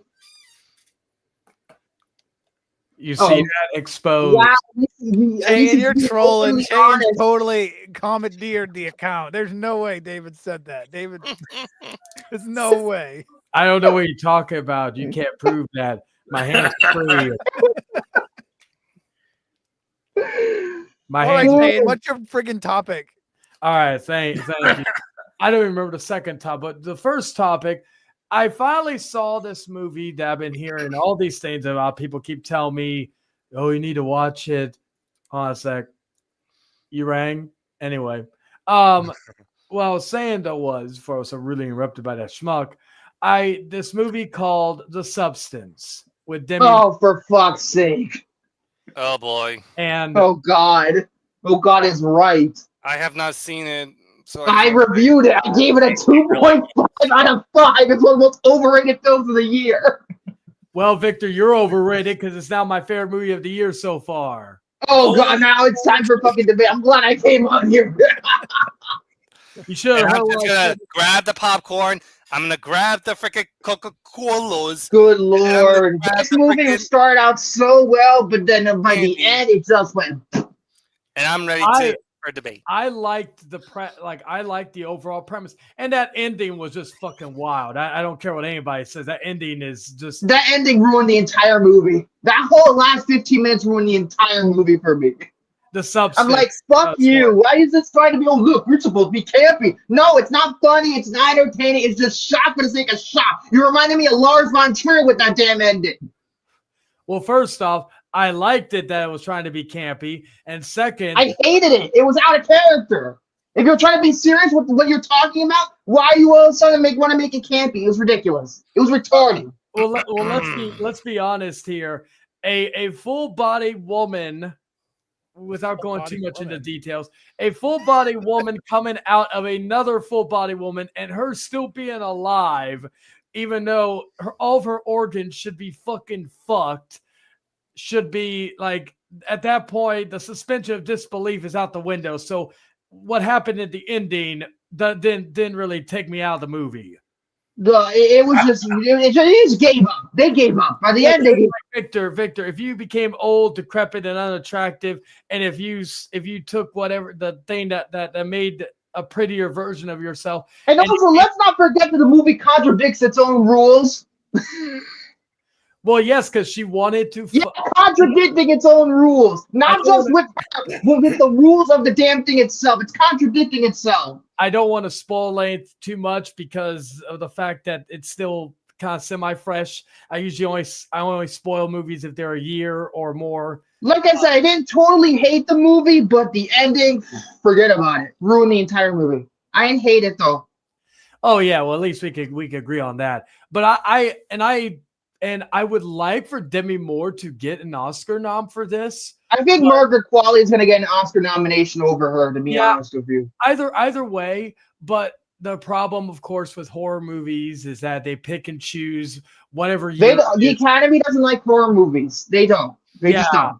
Like basically, Although to be fair, it doesn't really become horror until the very end. Anyway, it's more of a they want to drama. do that. They want to do the thing. drama. It's all drama. They want the drama movies to be more. They want the prestige movies to come out between October and December. Yeah. well, let's not forget. No matter what, all the movies that came out, they're not going to win Best Picture and all the other shit. What is going to win Best Picture is, of course, Megalopolis. If it No, that movie is so bad. Yeah. I take the Substance over Megalopolis. I would never watch Megalopolis ever again. I told you, Victor. I said if Laura or if Audrey Plaza was fucking naked or topless in that movie, then at least there's something to write. She wasn't topless though. I know that's Although to be fair, I think the like an earlier scene, like you can kind of see her boobs because the dress she's wearing is a little bit see-through. But anyway, I need to see skin. Got good, like all that. Anyway, Tom, what were you gonna say? I was gonna say I feel like the movie industry treats horror movies the same way the gaming industry treats horror games. I mean, Silent Hill 2 did well. Yeah, but the remake, that is. Excuse me. I should be more specific. What did you say? I'm sorry, you broke up. The Silent Hill 2 remake did pretty well. It did do well, and I haven't checked the gaming awards, but I just know it should have been nominated. Yeah, I just know how the gaming industry is, and they ignored DLC for fucking DLC for Elden Ring got nominated for game. Isn't that bullshit? So Not the like why nominate a DLC pack? And apparently they got shit for it too. They got shit for it, and rightfully so. Right, I agree. You know why? Because the Game Awards is all up and From Software. They're all in up on them. They're up there. It's up. They are up their ass. All the damn time. I gotta give one game credit. WWE 2K24. I don't know if the others have, but I think it's the first WWE game in years to be nominated for Best Sports Game. Wow, I didn't even know that. But I haven't forgiven fucking the Game Awards after Lego Star Wars Skywalker Saga. The disrespect it got for that one. Oh, that is a great game. Yeah, I actually just beat it on the PS5 finally. Because I beat it on the Xbox, I beat it on the PS4. I beat on the Switch. I just never beat on the PS5. So last one I had to beat was episode 6. But it always goes back to Star Wars. What is this? I know, right? Oh, God. But anyway, but no, I really enjoyed The Substance. It's very Cronenberg-esque. So I would say if you like David Cronenberg or even he's hit or miss with me. I've made it clear. Sometimes other movies of his I really like. Like I think I say that The Fly is my favorite, but I'm thinking about it more. I think it might be A History of Violence, and that's not very bloody, but that's just a great movie. Oh, I love fucking History of Violence. Like in terms of, I did like Possessor. That was his son though. That wasn't David Cronenberg. Yeah. No. His was Crimes of the Future. I forgot. My bad. Oh, that was Brandon, his son. Favorite David Cronenberg movie, The Fly. Easily. Yeah, Brandon did Possessor and fucking Infinity Pool. Which is another great Disney Infinity Pool. Imagine they did that. Imagine Disney Infinity, that old ass game.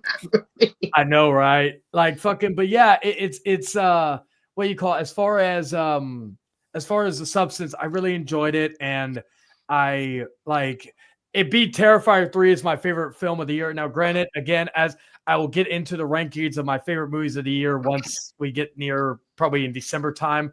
There's at least 2 more movies I still really need to watch. What do you have watched? Sonic the Hedgehog 3 and fucking Nosferatu in terms of newer movies. Smile 2 as well. Hey, I hear people love Sonic the Hedgehog 3. I heard it's very, very close to accurate about Shadow's history and origin. I'm not sure because the movie's not even out yet. I don't think the critics have watched it. That's what I'm hearing. I don't know. Probably like early screenings or something, maybe. Yeah, they're saying that it's really accurate to how Shadow should be portrayed. Apparently, Shadow has a gun. Now, granted, I will also say in my listing, I've not seen Doom Part 2. I haven't even seen the first one. Okay, so I will say this about Sonic 3: when Shadow has the gun, I was like, "That's awesome." The Shadow the Hedgehog in the game, though. Yeah, let's pretend that doesn't exist. But yeah, there's still a few movies I need to see in terms of my listing. I may even do a worst of, but even the worst of is not going to be that much because I usually try to avoid bad movies like The Plague. But unlike Chris Stuckman, I will still talk crap about movies. Well, now you're on a popcorn panel podcast, so you kind of have to watch the bad and the good. I know, right? I try to maintain it. Like, for example, like I watched Doom Part 2. I think that's still my best movie of the year, which is surprising. I thought it was going to be King of the Planet Apes. King of the Planet Apes is close, but Doom Part 2, I don't know, maybe it's just the message of the movie. That's what really impacted me on the first viewing. And you know, a lot of the other ones, like, I love Transformers 1. Transformers 1 was that one too. Absolutely fantastic. Monkey Man was fantastic. The Roadhouse remake was pretty good. I love A Quiet Place Day One. That's the most underrated movie of the year because people give that movie too much shit. I didn't like it, but I didn't like. It's not something that I'll be like, oh my god. I didn't really care for the first Omen that much because I felt like it would have been better if it was not an Omen movie. Well, I love that movie. Like, it was funny because it was that one, and then the one with Sydney Sweeney, and like the only Immaculate. Yeah, Immaculate. The only thing that sucked about both movies was that they came out not that far off from They came out a week apart, if I remember correctly. Yeah, so like that's the only downs. So like my love of the first Omen part would even be higher if I didn't just see Immaculate. It's literally just the same movie. Yeah. So like I prefer Immaculate. I think I have to go back to my ranking, but also Immaculate's on Hulu, so I may rewatch it again because I haven't seen it since it came out. So is First Omen. That's also on Hulu as well because that's Fox. So yeah, and then of course, what's the other one? And then Alien Romulus is on Disney Plus. Yeah. Well, and Hulu, but I have the bundle, so I do. I have the Hulu Max and Disney bundle. I'm gonna be honest. I didn't care for Alien Romulus. I mean, I like the movie. The movie's okay, but like, there's a lot about it I really didn't like. Like the fact that they were all like acting like Gen Z TikTokers with the dialogue. Oh, it was so cringe. Especially that one guy. What the fuck's his name? God, it's gonna escape me. Oh god, dude. Bjorn. Fuck that character. I will say this. There's something in the water. There's something in the water. The one near the ending, the one that's like the one part of the movie that a lot of people were divisive over. It's the Prometheus shit that I have a problem with because fuck Prometheus. Oh, see, I love Prometheus. It's actually one of my favorite Alien movies. To me, Freddy Alvarez didn't save this franchise. Noah Hawley will with that TV show. Please, Noah Hawley. Please. You are our only hope. Ranking would be Alien Romulus, Aliens, and then no, that is sacrilege. That is you absolutely get the hell out of sacrilege. here. Aliens, Alien. You're There lucky. you go. Amen. That's the official order. You're lucky that I did put Prometheus over Aliens. I just don't like Aliens like as much as other people. I like Aliens, but I don't like because. So what's your top? That's my what? What's your top? What's my top? Yeah. Top what? Movie. Oh my god! It's Alien. Pay attention. Well, he's confusing me because he's going back and forth.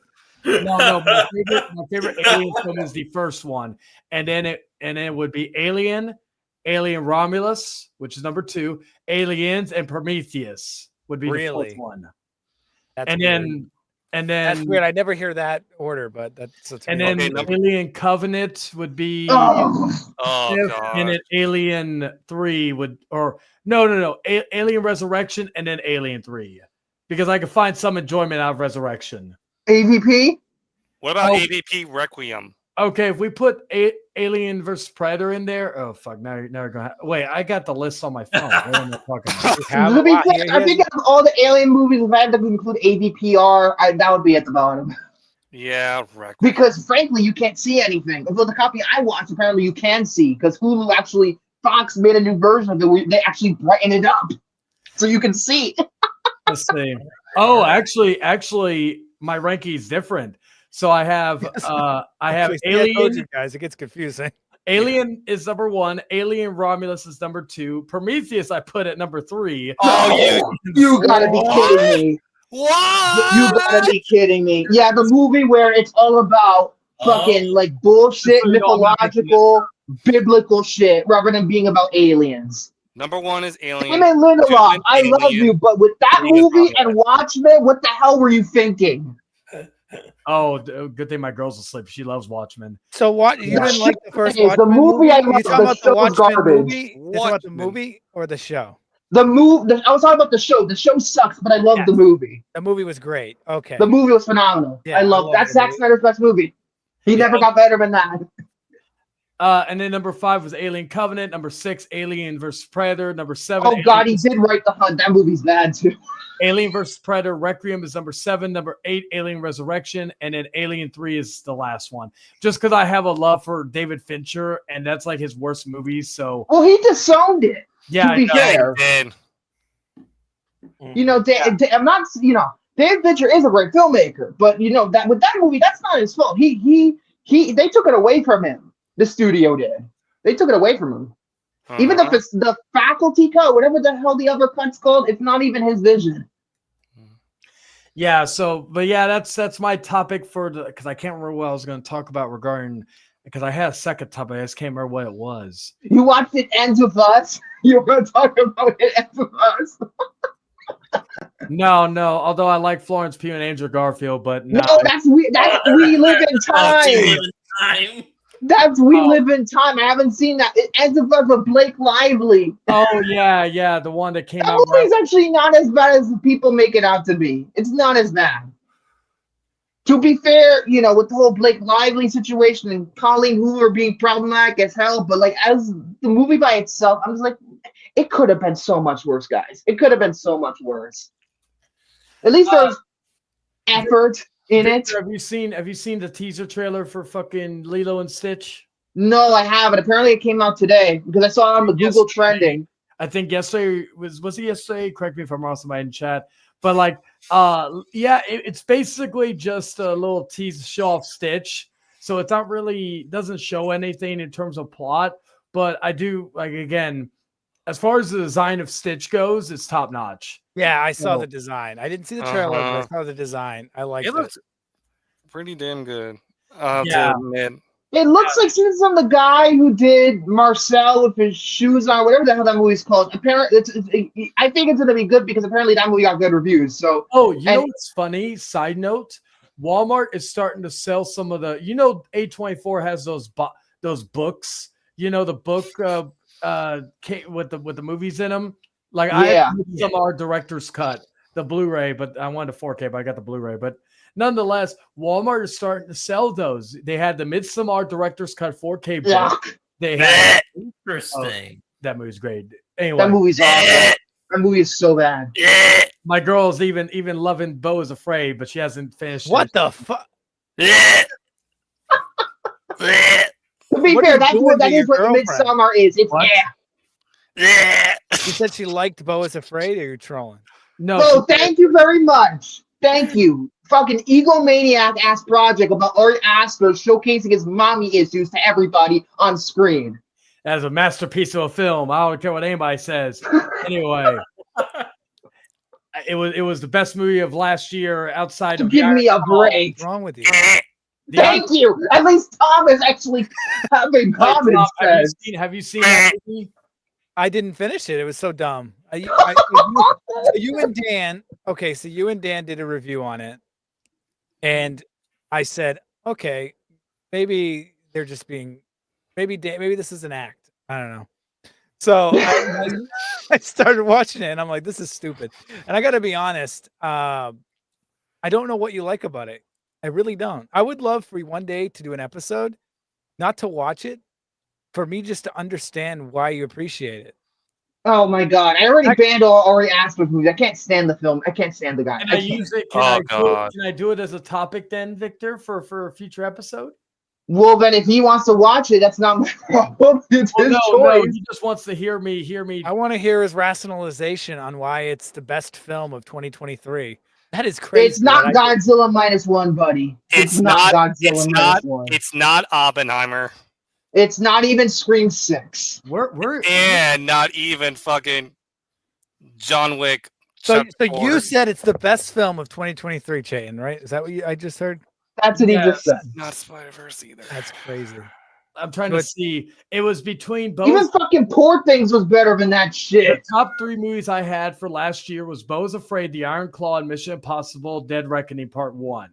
Oppenheimer was number 7. What? Oh wow! Spider-Man number 8, because since Iron Claw was added in there. Right. Spider-Man, Iron Claw was good. Spider-Man Across the Spider-Verse was number 4. Talk to Me was number 5. Evil That's Dead my Rise top was number three. 6. Oh, Evil Dead Rise was not that good. It was not that good. Compared to Evil Dead 2013, hell no. Scream 6 was actually number 15. My number 2. Thanksgiving was my number 17. I didn't see it, but mainly because when it came out, the whole Spyglass Melissa Burr situation came out, and I was like, oh, I don't want to support Spyglass right now. Okay, And number two, Addison Rae was in that movie. I saw He's All That when it came out, and she was god awful in that. And I didn't want to watch her act ever again. To be fair, it's not like one of the best like slasher films out there, but it's still a surprisingly good time for me, anyways. Well, it's Eli Roth. I'm skeptical. I mean, slasher films, there is a place for it. I mean, you know what you're getting into. You know what I'm saying? I think out of all the horror movies, slashers are my favorite, but like some of them are just like not that good. Like Urban Legend, that movie is just a Scream ripoff. Same as I Know What You Did Last Summer, which I think is overrated. Bullshit. David Williamson wrote that movie before he wrote Scream. I'm calling bullshit. It's a Scream ripoff. Thank you, Tom. Urban Legend was a better. I always felt like it was the dollar store Scream. Thank you. Thank you. Which one, Urban Legend?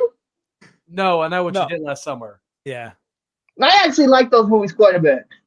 The first two. We don't talk about the third one. The third one's coming out soon, though. The real third one, yeah. Yes. Yeah, so that was like Barbie. I'm excited for that. Me as well. Ironically, Barbie and Oppenheimer are right next to each other on my listing. Oppenheimer's 8. Barbie was number 9. And Barbie was one of the worst films of last year. What the fuck? I didn't like it. It was not funny. It had the second best song of the year from movies. All the songs that we were fucking abysmal. The entire soundtrack, I just wanted to put in the damn fire. I'm like, that is not real music. Guess what, Victor? I'm gonna, like I did on my channel last year when I did a cover of Peaches. I wish I had my hair for this though, but I'm gonna do a cover of fucking I'm Just Ken for Christmas. I'd rather listen to fucking From Zero. If you're Ken, if he went homeless in 1998, got addicted to drugs, never shaved, and then one day woke up and realized I need to change my life around. You're that version of Ken. You're an alternate version of Ken. What do you think about that? Homeless.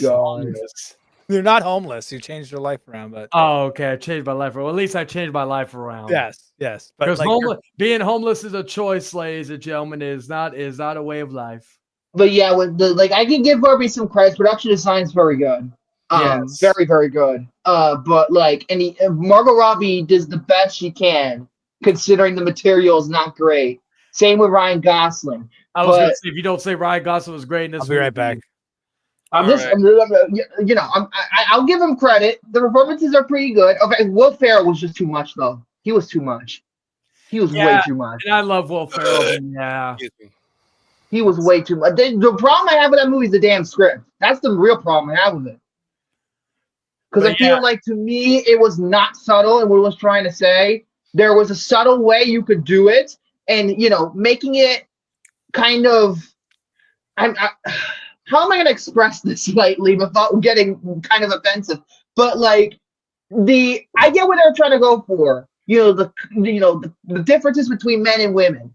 I get that. But I think there's a way they could have done it that would have been a little bit better. And, them uniting as one human race. But to me, it was just not, particularly the monologue, which one, that is not subtle whatsoever. The subtlety in that fucking scene with America Ferrera, no. That scene is not subtle whatsoever. That scene was not subtle. And it's like goes on for like what 8 minutes. So what I would rather watch her talking and making the message of the movie clear, or Rooney Mara eating pie for 8 minutes in a ghost story. I'd rather just like. 1 second. Oh boy. To be fair, like I get why it made money. Like the marketing in that movie was quite good. That's why the marketing was good. Although to be fair, you know why I also didn't like it? Because I don't like Warner Brothers. David Zaslav is ruining that fucking studio. He is killing it. And he still is. Like, look at I didn't know this, but Clint Eastwood put out a movie recently and he didn't even give it no marketing. They just dumped it in the fucking theaters. It was called like Juror Number 2 or something like that. Yeah. And they just dumped it. Juror Number 2, yes. They just dumped it in the theaters, no marketing, no trailer. They just dumped it to as little screens as possible. And let's keep in mind, Clint Eastwood has been working with Warner Brothers for God knows how many years, like over 50 years. Like, it's long time ever since he worked. And then they're treating him like crap, like dude. Come on. It's stupid. Put respect to him. I mean, I get it. Crime Macho didn't do very well. Apparently, it's not that good, but like, come on. Warner, you're better than this. Oh, wait, you're not. I mean, Warner Brothers. What is it? Quantity over quality for Warner Well, Brothers? Warner Brothers, they don't really know what they want. They really don't know. They keep on tax writing off movies and all these different other things that nobody asked for. Like, for example, let's see what's going on. Furiosa. Nobody went to go see that movie. Nobody did. And honestly, I can see why. Because the movie itself was just like, did this really need to be told? Why couldn't we get another Mad Max movie after Fury Road? Why does George Miller want to make a prequel to Fury Road before making the sequel to Fury Road? I'm sorry. Yeah, I make don't the understand. fucking sequel. Mad Max was a really good series. They could I think I like the later movie better than the original. The game was And also let's not forget The Watchers. That movie was bad, very bad. Well, to be fair, I liked it better than William did. I gave it a higher rating, mainly because of Dakota Fanning. And then Horizon, that franchise is gone. Yeah. You're never gonna get your fucking chapter 2 that they promised you. And apparently they were starting to film chapter 3 still. They're still filming chapter 3, even though chapter 2 doesn't have a fucking studio anymore. Like Kevin Costner, come on. You left Yellowstone because you were so petty with Taylor Sheridan and to make this, and it's like an incomplete project that you're still filming. Jeez, at least you're getting that fucking Taylor Sheridan money. Like Yellowstone makes so much money, it's not even funny. I know. I see, and they don't honestly. But in the last few years, they haven't really been promoting it as much as they used to. So Yellowstone's on its last season now. It's on its last season. It's over after like. Wait a minute. Isn't there a spinoff coming though?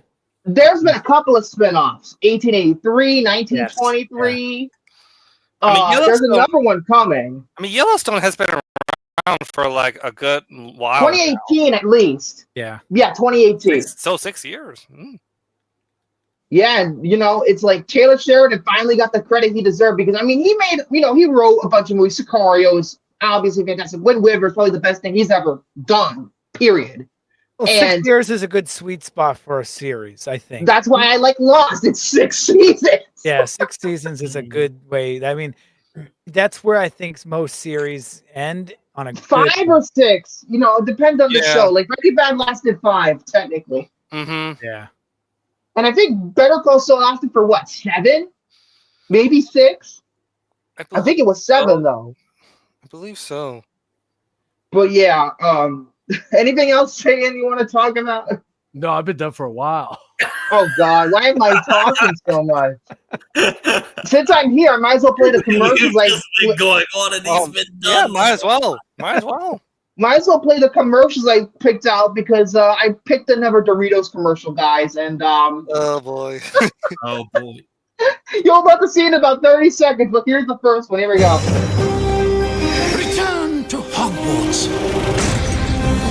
It's time to prove yourself, to avoid peril, and realize your skill. You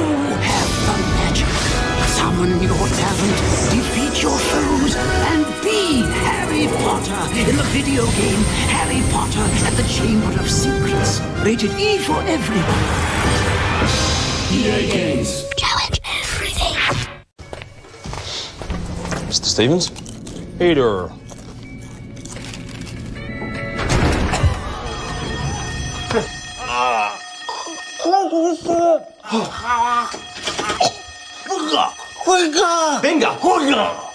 It doesn't. Look, there's nothing long enough.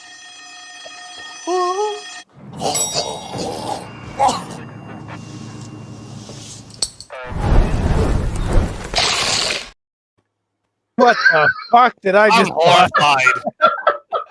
I was going to say I am. relatable, and then that was not relatable Victor, I'm horrified right now. because I'm I proud was of like, you. oh yeah, like I got a chip stuck in my throat.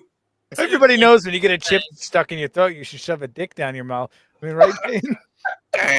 Victor, Again, I'm these proud were real. I'm That's proud of you, Victor. You're, you know, I thought I'd be the only one to make something like that or post it or whatever.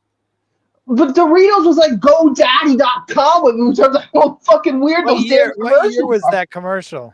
I believe that was 2014, maybe 2015. That's crazy. That's crazy because you would have expected that to be like a 90s or a 2000s commercial. That's crazy. And then that Yeah. Harry Potter commercial. My God, those graphics. What the hell? I Uncanny loved Valley. the Harry Potter games when they were coming out. I mean, I was mainly like playing the PC games, like because Apparently, the console games and the PC games were entirely different.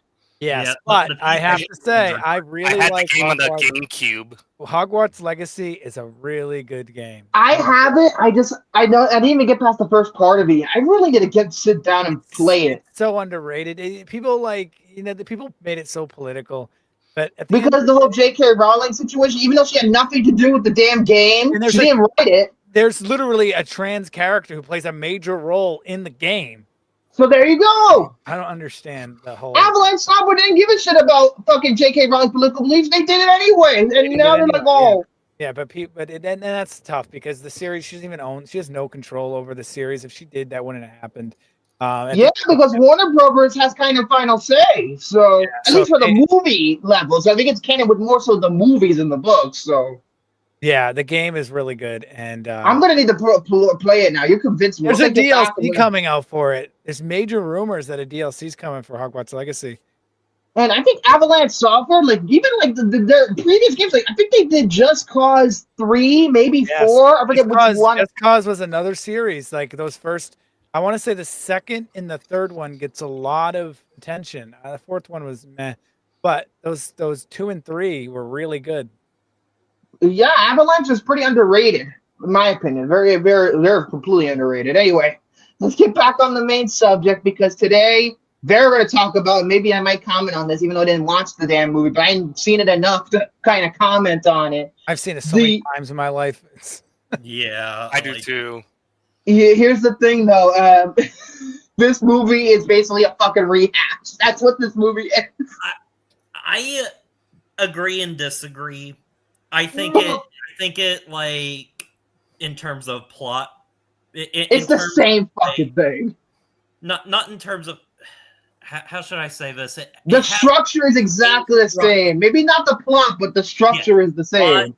Completely different, but in terms of like structure.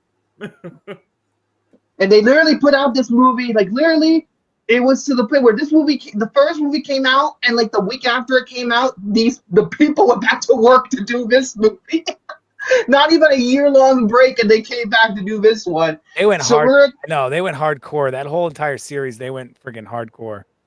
Well, and then it was because of the work on the very quick work with the previous one and this one, which is why one of the reasons Chris Columbus was like kind of out at that point, because he was dedicated. He freaking like lived and breathed these movies, but then he was just like, I need to see my family and I need to make rent. Yeah. So we're going to talk about Harry Potter and the Chamber of Secrets, from 2002 today after this TV spot because I always play it. On November 15th, the story that captured the imagination of the world returns. Your scar is legend. With more magic. More mystery. Hello, Harry. What do you want? And more power than ever before. We are in trouble. Hello. Harry Potter and the Chamber of Secrets. Rated PG. The second year begins November 15th. Oh, it's on my birthday. November 15th? Yeah. Wow. Well, that's crazy. This was like one of the biggest movies of 2002. Like, my God. Yeah, I mean, 2002 was also a good year for film. 2002 was a very good year. People kind of give them that year a little bit of crap, but like, dude. I mean, sure, this movie did very well. One of the highest grossing movies of the year. In North America, I think it was like the third or fourth highest grossing movie of the year. Lord of the Worldwide Rings was number 2, but correct me if I'm wrong. Lord of the Rings, the second movie came out in 2002. yes, it did. Yeah. And it was the highest grossing movie And worldwide. Spider-Man came out too. And that was the highest grossing movie of 2002 in North America. Spider-Man is literally the best movie of 2002. If anybody has a problem with that. Too. That came out I too. honestly don't have a problem with it. I mean, Spider-Man would be in my top 10 of the year. Fucking, that movie means so much to me. We're going to have to review it someday. Then again, I'm already watching all of Kirsten Dunst's movies, so I'm literally watched that movie again not too long ago, and I'm going to have to rank it very high, probably. Although, yes, I do prefer Spider-Man 2, if anybody's asking, because everybody prefers Spider-Man 2. But but the first Spider-Man was like, whoa, holy shit. I do agree, though. The second one was really good. That's the one I remember more. Speaking, we were talking about musicals. Chicago was another. Oh, one. I never saw Chicago. I never did. Minority Report. Minority Report. Oh, so good. So good. Fear.com. Fuck that movie, Fear.com. That movie is awful. Fuck that movie. I Catch saw Me it. Catch Me If You Can. Never saw it. Never saw it. Blade 2, that's a great movie. That was us. Hell yeah. Steven Spielberg's. And then I know that's Steven Spielberg. Yeah. And then Signs. That's probably my second favorite M. Night movie. There's one more that came out. Two Gangs of New York. Oh, that's a phenomenal movie. And then there was one more that I keep one of Catch the Me If You Can. Yes, you already said but that. There was one of the Born The Born Identity, the first one. That's right. That's one of my favorite movies of the year. Actually, Born Identity, because I love pretty much the entire franchise. Oh, okay, I've only seen the first 3. Really, all you need is the first 3. You don't really need any of the other ones after that. But like the first 3. And Blade 2. I just saw in chat Blade 2. Oh, 28 Days Later. Well, I think it came out in the United States in 2003. Yeah, it did. It came out in 2003 in the United States. God damn it. So that's technically 2003. Fuck. Born Identity, Minority Report, Panic Room. Panic Room. Panic Room, yeah.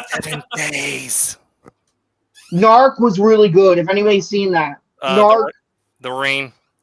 The Ring was good. 8 Mile. I have to see 8 Mile again. I'm going to be honest. 8 Mile was 2002? Oh, yes, it was. 2002. Yeah, definitely just 2002 was. And Lilo and Stitch and Treasure Planet came out around the Ice Age. Ice Age was another animated movie, I think. I said Treasure Planet. Yeah. Big Fat Liar. That's the best movie of 2002 right there. Oh, Signs. Signs was another one. Yeah, they just said. I just seen it in chat. Yeah. Let's see. Road to Perdition. Oh, I love Road to Perdition. That is a good movie with Tom Hanks. That's a good movie. Swept Away was a little worst. I hate that movie with Madonna. By the way, I hated Signs, for the record. You hated Signs? It was so boring. Oh I could my rewatch God, it. I love Signs. I could rewatch it now because I was in a different mindset in 2002, and I haven't seen it since.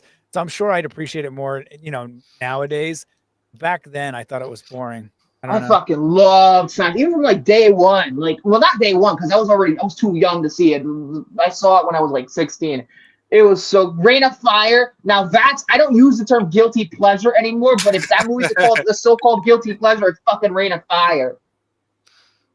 1 Hour Photo. Really good Oh too. yeah, that's a very underrated movie. Spirited Away. Did I say Flushed Away? I'm sorry. Did I say Flushed Away? Did Tamiya come out in Yes, it did. It did come out in 2002.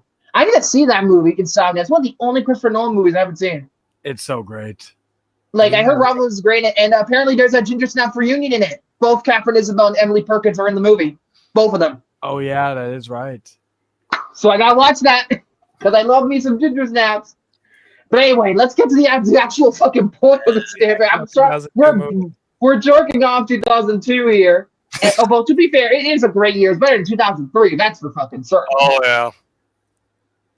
Harry Potter and Chamber of Secrets is a 2002 a fantasy film directed by Chris Columbus, screenplay by Steve Kloves, based on a novel by J.K. Rowling, produced by David Heyman, starring Daniel Radcliffe, Rupert Grint, Emma Watson, Kenneth Branagh, John Cleese, Robbie Coltrane, Warwick Davis, Richard Griffiths, Richard Harris, Jason Isaacs, the late great Alan Rickman, Fiona Shaw, the late great Maggie Smith, and Julie Walters. Released on November 15, 2002 by Warner Bros. Pictures. $100 million budget, made $882.5 million, and that's worldwide. So it was one of the highest grossing movies of the year because this movie, after the first one did so well, this movie, the marketing was all over the place. Not even funny. The second installment of Boy Wizard Harry Potter's Adventures at Hogwarts at Hogwarts School of Witchcraft and Wizardry. That's the full fucking. They put the full fucking name anyway. Based on a novel by J.K. Rowling, a mysterious elf tells Harry to expect trouble during his second year at Hogwarts, but nothing compared to trees that fight back, flying cars, spiders that talk, and deadly words written in blood on the walls of school. 82% rare on Rotten Tomatoes, 63% rare on Metacritic, 7.4 out of 10 on IMDb. On Letterboxd, it is a 3.6. So, this goes without saying, at least for me, this is my least favorite Harry Potter movie out of all of them. This is my second or third favorite Harry Potter movie. So in comparison to the book, I think this was the least accurate. And not apparently it's one of the most accurate, actually, from what I understand. Oh, really? From what I heard, they had to cut. That's why, due to time constraints, he had to cut a lot of things from the book that would story very development. accurate, but also one of the things that this movie does that the first movie does not is it like enhances everything. I feel like so it's like in the book they fly to school. In here they're like they fly to school, and then Harry like almost gets hit by the train, and then the door opens, and he's like falling out and everything. It's like so it's a Rube Goldberg machine. So it's a Rube Goldberg machine. Well, because the movie needs to have the suspense in it that the book doesn't necessarily portray. And let's not forget. Let's put it this way: adaptation, guys. Not everything's gonna be fucking note for note like the damn book because it won't work in a fucking movie. Well, no, they're gonna simplify the movie. The book has the luxury of going into major detail. Each of her, each of her books like got double in length each time. So like, I'm not saying I hate this movie. I'm not saying I hate it. I'm just saying, one, it's too much like the first one. Number two, why is it gotta be 2 hours and 42 fucking minutes? It's almost 3 hours. I know. I never feel its length though. I do. To my 3.5 hour epics, but I honestly kind of feel the length on this one because I do think sometimes it's a little too long for its own good, and I feel like Dead Reckoning Part 1, which is a slightly longer movie, was felt shorter. But then again, like we're talking about Harry Potter here, but yeah, like there were some a little bit pacing issues that I felt like kind of been a little more tighter. That I feel like. Yeah. Like for example, I think like from what I remember anyway. Again, I didn't rewatch it, but like the middle is just dragged together. So is that the one where Harry and Ron had to drink this potion thing, and they had to go into the polyjuice room, whatever.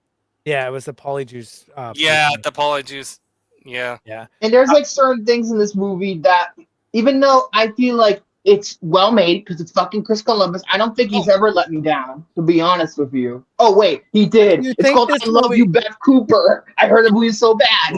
So Victor, let William me ask Form. you: do you think this movie didn't portray his ability as well? Because let's be honest, I'm not in the book, and like you guys said it earlier, it was trying to build like character. So this whole movie was 2 hours and 40 minutes of character building, and I don't know if that was necessarily. I don't know if that was like you're just exploring Harry Potter more. Like the first movie was introducing Harry Potter. The second movie kind of like explores him. So you're building the world, his ability to be able to speak the snake language. I forget the name of it. Sorry. Snake language. I'll just call it snake language. Yeah. Parcel tongue. Yeah. So basically, you know, and not only that, his friends are starting to become more of a part. So like, it's not really. I think it's the weakest movie in the series because it's just so heavily on character building. And the crazy thing is, 2 hours and 40 minutes, and it's mainly focused on building the characters more than they did the first movie. And it's still, in my opinion, wasn't as good as it was in the books. It's crazy. I think the reason why was because a lot of people, when the first movie came out, everybody was all about like, oh my God, what a magical place. Like they wanted to see that more of a plot-driven movie. You're right. They wanted to see that again. Yes. And they focused on that a little too much in the second movie. Because the first movie, I think it was perfectly handled. You're introduced to the damn world. But we already know the rules. Questions. There were so many questions in the first movie. If you've never seen the book, and then they gave us a second movie that was a ton of answers, and it was like I maybe it was too much, and it was too long. Okay, Hunter Hughes says something in the forums. If it was Thomas, he would have been like a real diesel. Oh my God! Because Bullet Train, if you remember correctly, Bullet Train made the diesel joke. That is a the Thomas funny movie. References. That movie's actually really damn good. Very underrated. Very good movie. But with this, like, to me, yeah, like I get it. You know, you're trying to develop the characters. I'm a very character-driven person, but to me, I don't feel like the characters really change all that much. No. But they did introduce Dobby, right? That's how he's Dobby. Dobby, annoying little shit. Tom Riddle is another one.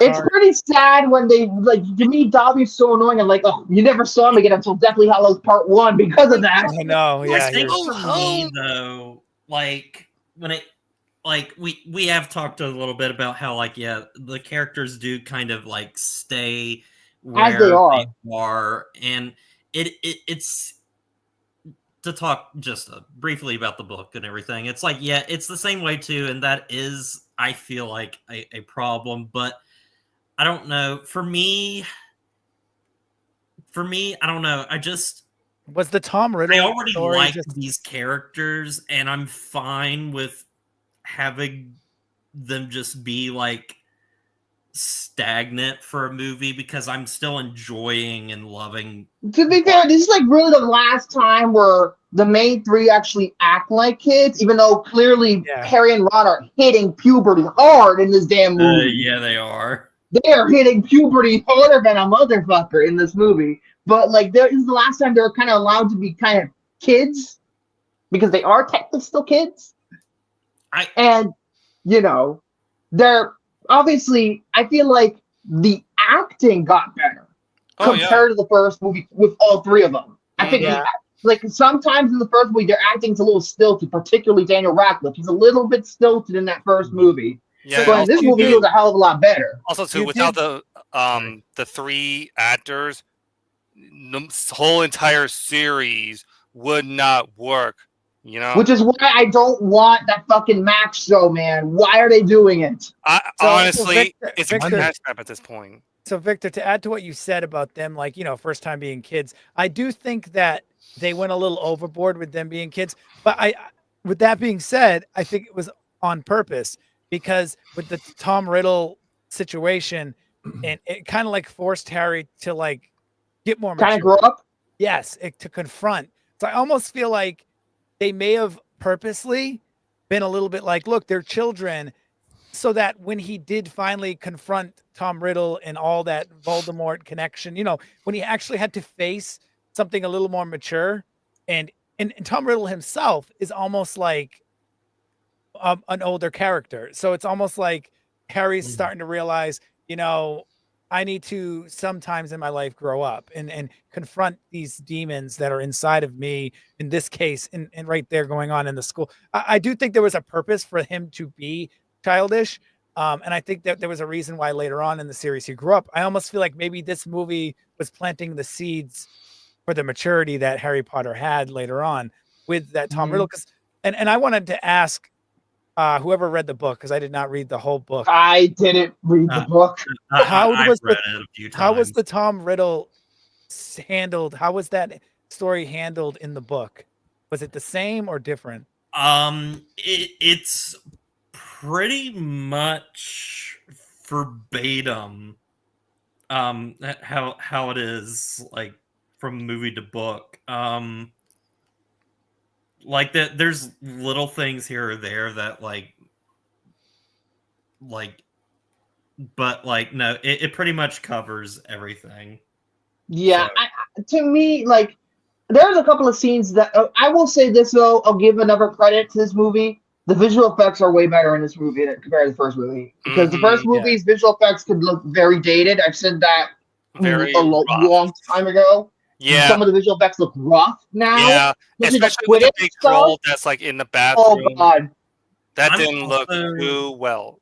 I'm also somebody that loves. Well, you guys know how much I love, like, the first movie, but also this movie and stuff in terms of visuals. This one does not have the same cinematographer as the first. No, it does not. But I think he was like an assistant DP on the first movie, I think. And it was in a way purposeful still.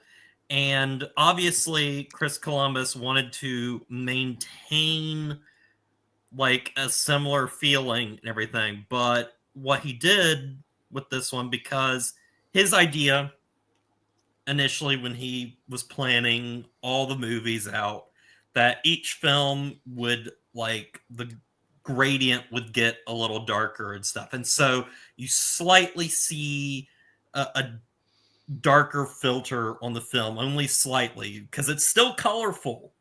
Really colorful. Like, it's still a very pretty looking movie. Or like in the terms of like earthier colors and like green. And Alfonso Cuarón said, "Fuck it, I'm gonna make the whole movie gray."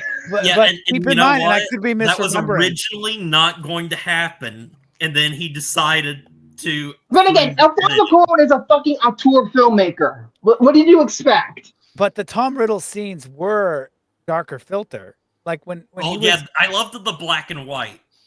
Those scenes. That's it's been a while, but that's how I recall it happening. And also, like, regarding this movie, I feel like this was like because I didn't start liking the movies really until it got a little bit darker, and I feel like I liked it when it got dark. Sorry, Jared, I know you don't like David Yates, but come on, David Yates made the best movies of the entire franchise. I think he might have. But I want to say, like, this movie, but I do love Order of the Phoenix. Order of the Phoenix is great, but I think it's Deathly Hallows is probably the best work he's ever done. Yeah, Deathly Hallows 2 is definitely. Part 1 and 2. Part 1's underrated. I love Part 1. But in order to understand any of those movies, you have to go to this movie. I mean, because this movie does explain. It does explain, because really the first movie was about the rules. This is the first time where the mythology really kind of kicks into it. Yes, I agree. I think I think that this is, honestly, this movie is more important than the first one. I believe that. Although, to be fair, I think you have to kind of understand the whole connection between Harry and his dead parents. I mean, that's really what the first movie is for. But that could have been explained in this very easily, because they didn't really go into too much detail in that first movie. It was just a quick scene. And I do like, another thing I love about this movie, I'll give it credit, who steals the show here, Hagrid. He's the best character in this entire damn movie. Oh, man. That ending is earned because of Hagrid's character development here. That ending is fucking earned. Loyalty. Yeah, it proves the loyalty, the guardian that he is. I think. Yeah, and you could literally see a tear, shed in Hermione's eyes at one certain shot. That just proves that is Hagrid. John Williams one of the. I'll get to John Williams in just a second. Okay. Kenneth Branagh in this movie is fucking hilarious because he's fucking Kenneth Branagh. Come on. Yeah. It's a fantastic, iconic performance. It's like I mean, at the top of Kenneth Branagh was like going through a bit of like a lull period in his career. This movie kind of revitalized his career. Mm-hmm. Because he wasn't directing much. It's kind of great that Hugh Grant ended up not. Hugh Grant would have fucking just been Hugh Grant in that role. Like, it would have been perfect for him, but again, like, just Kenneth Branagh brings so much life to this role. He is hilarious. Yep. Yeah. I don't really think they did anything with that I can remember with Draco. Or not really. Draco's kind of in the background. But there's one scene I think where they fight, but yeah, it's almost like just the same as the first movie. The thing is, what I think William was in the. We were kind of talking about in the forum or something about like we did. We were watching or something. I was watching the theatrical cut that like played on like TV and stuff on ABC Family and everything. And Peacock, I think USA might release that now. A lot more Draco depth. That's just not. No wonder that ABC cut was like 4 hours long. Jesus Christ! I remember when that movie came out, it was 4 hours long. I was like, what the fuck? Just get to Prisoner Azkaban already, because Prisoner Azkaban was my favorite as a kid. And also, I don't like it as much as I used to, but Harry Potter movies are the only ones that has an extended edition, not the others. Because I think the reason why was because Alfonso Cuarón, Mike Newell, and David Yates, they pretty much made the movies they wanted to make. Yeah, it's like their complete visions in what they wanted to make. And they thought to themselves, you know what? I don't need an extended edition just to extend certain scenes that could have been explained more. There's a couple of other scenes that stand out. The Quidditch scene, I think, is better here than in the first movie. They had way more budget. They had way more budget for the Quidditch scenes too. Yeah. I think they had just as big of a budget as the first movie did, because the movie cost $100 million, and the first one I think also cost $100 million. I feel like the Quidditch. Actually, the first one costed more, $125 million. Well, they probably reused assets. That's true. They the production design and everything, the same production designer throughout the entire damn series. He never left. Yeah, so you do get to save a little bit of money, but then you end up spending money other ways. And they saved a lot of money on the sets. They probably used the same sets. Oh yeah, the shots that they used in the school alone. I'm sure you're right about that. All they have to do is make it look. Oh, they can literally use the same sets and reposition it, and it look like a different room. You know what I'm saying? So I'm sure they saved a ton of money. But I wanted to say about the Quidditch, because there was a moment where it kind of showed that the Slytherin house or Draco's father in particular, has a lot of say in that school when he kind of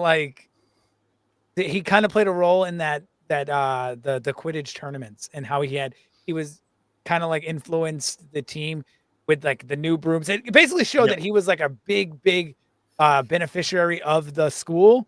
And you kind of got a better look into Draco's pressure to be like his father in that movie, because you can tell that he was getting a lot. Because the first movie, I felt like it's just, this is a bully and he's your average bully. This movie, I guess in that sense, but I don't really feel like that's a Draco revelation. That's more of a, oh wow, there's more to his family over the school than we first thought. Yeah, I mean, to be fair, to Draco, he just wants to be a kid, all the other stuff, but then, his father's pressuring him, and, obviously Jason Isaacs always plays bad guys. I don't remember one movie where he didn't play a bad guy. He did a good job, though, I gotta say. Like, he played the Peter Pan, the 2003 one, he played Hook. Although, to be fair, he wasn't Black Hawk Down. I don't remember haven't seen Black Hawk Down in God knows how long, but that came out. And also Armageddon, I believe he also played a good guy. So, not every movie, although he might have been the bad guy in that fucking movie, The Tuxedo. If you remember that movie with Jackie Chan and Jennifer Love Hewitt, I heard that movie is trash. I think I have heard of it. I heard that movie is trash. But But the score of this movie, apparently, even though it's credited to John Williams, apparently he's gonna do most of it because he had 2 commitments. He had to do that piece of shit Attack of the Clones and Minority Report and Catch Me If You Can at the same time. So I think he handed it off to somebody else, although he's still credited. Yeah, and a lot of it, which I do like, and it's why I have like a lot of problems with like the music as it goes forward and stuff, and you have different directors and stuff, and that is like the scores just end up being extremely inconsistent. Like I think the most John Williams back consistent in the third movie, and that music is fantastic, but Quran went with a different tone, so it's a different style, but it's still fantastic. And then you get, just different scores here and there. But these two, the first 2 scores just work off of each other so well, and they even add on to previous themes and stuff. And it's like I'll stand by that. Like, yeah, the Hedwig's theme that opens up all the Harry Potter movies is iconic and everything, but the music that is in the finale of the previous film and this film, they made that the final film cue even better in this movie with that establishing shot of Hogwarts and it zooms all the way out. They really went all big with it. It's fantastic. And especially that's with the whole Hagrid shit and then that music, that I'll be fair, that ending still gives me the chills. It really does. It makes the movie worth it. It gives me chills. It really does. Although to be fair, I want to mention another composer who made his Harry Potter scores more consistent, Nicholas Hooper, who did Order of the Phoenix and Half-Blood Prince. Very consistent. He uses a lot of the same themes. I actually think, even though I can't remember it as much and stuff, I think I like his Half-Blood Prince music more than Order of the Phoenix. And this is from a Order of the Phoenix stan. Yeah, but like there's like a bunch of other things that, are whatever to me. Moaning Myrtle, annoying as hell character. Always has been to me. I thought that character was so annoying. A lot of it does feel similar to the first movie, but again, I feel the strengths of the movie are like that third act, like with the fucking snakes and the fucking Chamber of Secrets. Yeah. And that final showdown with the sword. I think that's actually pretty good. The Chamber of Secrets set was like the largest set ever constructed for. That was that was really cool. Oh yeah. You're right. You're totally right. That saved the movie because I feel like it was kind of the first few acts were very like drawn out. But that third act was like it shortened because I get what you were saying earlier where you don't really feel the length. You don't feel the length because that third act goes by so fast that you don't notice. You're like, holy shit, this is no, you're right. That third act is totally underrated. It saved the movie because if it wasn't for the visuals, the story, and it's crucial to the entire series, really. Like I said earlier, if it wasn't for that third act, I think the movie would be one of the worst. But they put so many eggs in that last basket that it saved it. And I would argue I like it better than the first one. I do. I like the second movie better than the first one. See, I used to. I feel the exact opposite. Not anymore. Yeah, I love these. Like, I kind of love them equally, almost. I don't relate to the first one. I don't because it's way too magical and way too. And I was their age at the time when it came out. So it should have related to me.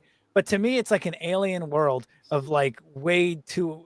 But the second movie, I started to see real problems that like I experience. Even though this is a magical world, you got a kid who's struggling with his father. You got a kid who's struggling with his place in school, and he's getting bullied, and he just doesn't know where he fits in. It's like he moved from a new era. It's almost like you're starting to introduce situations that me or the average person from that age that they're targeting might experience in school. And it felt more grounded to me. The first movie was good, but I couldn't relate to it. I related way more to the second movie. And because of that second movie, I was able to enjoy the rest of the series. Honestly, I don't think it's the best one, but I could not watch that first one. You could actually, to me at least, I guess with this one, it's a little bit more important than the first movie is. You could kind of skip it and have an idea in your head about what that first movie is like and go into this one all fine and dandy. I guess that's the benefit of it. But like the first movie, I think it's a little bit better executed. I don't mean to interrupt, but there's a reason why the games the new game takes place into someone's high school career, because it's very unrelatable that first year. It just, because we all know it's a magic at this point in 2024. We all know what Harry Potter is. We don't need a movie to tell us. No. Yeah. And I think that's why that. To be fair, they did that with fucking Fantastic Beasts, and that fucking failed. Yeah. I know. And I like, what's crazy is I liked that first Fantastic Beasts. I did. I feel like it was a great take on the world. It totally was different. It didn't even feel like a Harry Potter movie. It didn't feel like a J.K. Rowling film. I was kind of mixed. And she wrote it. She was the only one she actually wrote. I was mixed on that. But I felt like it was such a fresh air. After 8 Harry Potter movies, it was a breath of fresh air. But that's all it was one breath. It should have just been one movie. It really should have just been one movie. Forget about the Grindelwald shit. Make it one movie and that's it. Yep, I agree with you. But another thing too, I'm trying not to lose my train of thought. Like, of course, this is the last movie where Richard Harris played Dumbledore because of course he died. I think not even right after the movie came out. I think right afterwards. Yeah, and you could kind of tell in his performance he's not well. Like you could tell he's kind of like sick in the movie, but I don't mind him as Dumbledore, but I just think Michael Gambon just did a better job. I think he's my Dumbledore. I'm sorry. He is always Dumbledore. Michael Gambon will always be my Dumbledore. Hey, when I was a kid, I had no idea that they changed. I had no clue that the actors changed in the middle of the series. So they did a really good job of that character building. They did, because I never knew until years later when I was like, oh, yeah, I was doing research and I was in high school and I was like, no way. I didn't know that they totally changed up the actor. I didn't know he passed away. I wasn't as keen on the internet in the 2000s. Mm-hmm. Yeah. And Twitter didn't exist, so we didn't get up to date. Unless you happened to be watching the television at the time it was announced, you didn't know about it. Mm-hmm. Yeah. But I still think Ginny in this movie is not great. I don't even know if Ginny's ever great in these damn movies. I'm going to be honest. She's not. It's sad because as a book fan, Ginny is such a great character that is just kind of thrown to the wayside and just like acted. What's a Lost reference I can make that's not post season 2? Oh, she's like Shannon. Oh, I think Shannon had more screen time. But yeah, I don't hate this movie. It's a technical achievement. It's a technical achievement in terms of visually. It's just Chris Columbus. He's a filmmaker that always has been has his own special way of directing movies. Even movies like 9 Months, which I love, they have that Chris Columbus feel to it. His movies, had that feeling to it. And that's, I guess, you could kind of say what the sequels later on lacked because they kept on changing directors. Because Cuarón doesn't have the same style as Mike Newell, and Mike Newell does not have the same style as David Yates. I think Mike Newell gets the closest to being Chris Columbus. But again, I fucking love Mike Newell.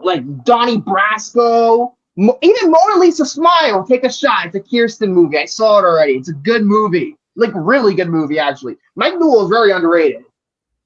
Boys a Funeral. I forgot he did that too. But yeah, this movie, despite it being over long as fuck, I think it has a lot going for it. Is it the longest in the series? Yes, it is. Yeah, it is. Really? You can tell by the Fire length. is the second longest. I think it's only about 3-4 minutes shorter. But Goblet of Fire, I think, to me, is like the second best Harry Potter movie. Goblet of Fire is fucking amazing. I love that movie. Hell yeah. But and it actually doesn't waste its runtime with filler. It's like it has a purpose to every scene, at least in my opinion. But with this movie, I'm gonna give it a 4 out of 5 because you know you could do much worse than I give it a 9 out of 10. I freaking love this movie so much. I rewatch it around this time every year. Nice. I also gave it a 4 out of 5 as Victor. I really enjoyed this movie, but at the same time, it's not one of those entries where I watch more often as the other favorites that I have on that are like near the top of my list. Mm-hmm. So I'm gonna do. What about you, Tom? I'm gonna do a 5, just like you guys. I like the 5 ranking, and I'm gonna go with a 3. Now let me explain why. I have a hard time giving a movie where I only enjoyed a third of it a 4. That's understandable. If 1 and 2, if 2 was meh, then I maybe would have given it a 4. But the fact that I really didn't enjoy the first act at all, to be honest, at all, very slow building. The second one, I didn't really, I don't know. That third act, like you guys said, the set blew me away as a kid. If you were to tell me the third act and all I had was that one portion, 5 out of 5, like without a doubt. Without a doubt, absolutely. I can't give a rating. If I only enjoyed a third of the movie, I can't give it a 4 as much as I want to, but I'm not going to give it a 2 because I think it's important to the series. So I'm going to go right in the middle and give it 3 out of 5. Yeah, I guess that's what you did. Sometimes I do it. I go straight right in the middle sometimes. But yeah. What about you, Chan? I would give it a 3.5. I liked the darker tones that this movie began with, like started with as the series would go along. The middle act, kind of like what Victor said earlier, that's the one thing that knocks it down a little bit for me. Yeah, that I just feel it goes on for far too long. Had they made cuts, I feel like this movie holds. Sorry to interrupt, but I feel like it holds up better than the first one, effects wise. I agree. Yes, it does, without a doubt. Because to me, ILM had more creative freedom, at least to me, to do kind of more creative things. 4 out of 10. Oh my God, that's Jesus. I saw Soren's review and I was like, jeez. But to be fair, in a 5, I wouldn't go that far as a 4. Wait, to be fair, a 5, my rating is pretty close to a 4 out of 10. On a scale. Well, that seemed more like a 5 out of 10. Maybe I could see that, but in a scale of a 5, you could take a 3 or 5. You could take a 3 as a 4, 5, 6 rating. You know what I mean? I never specified how low on the.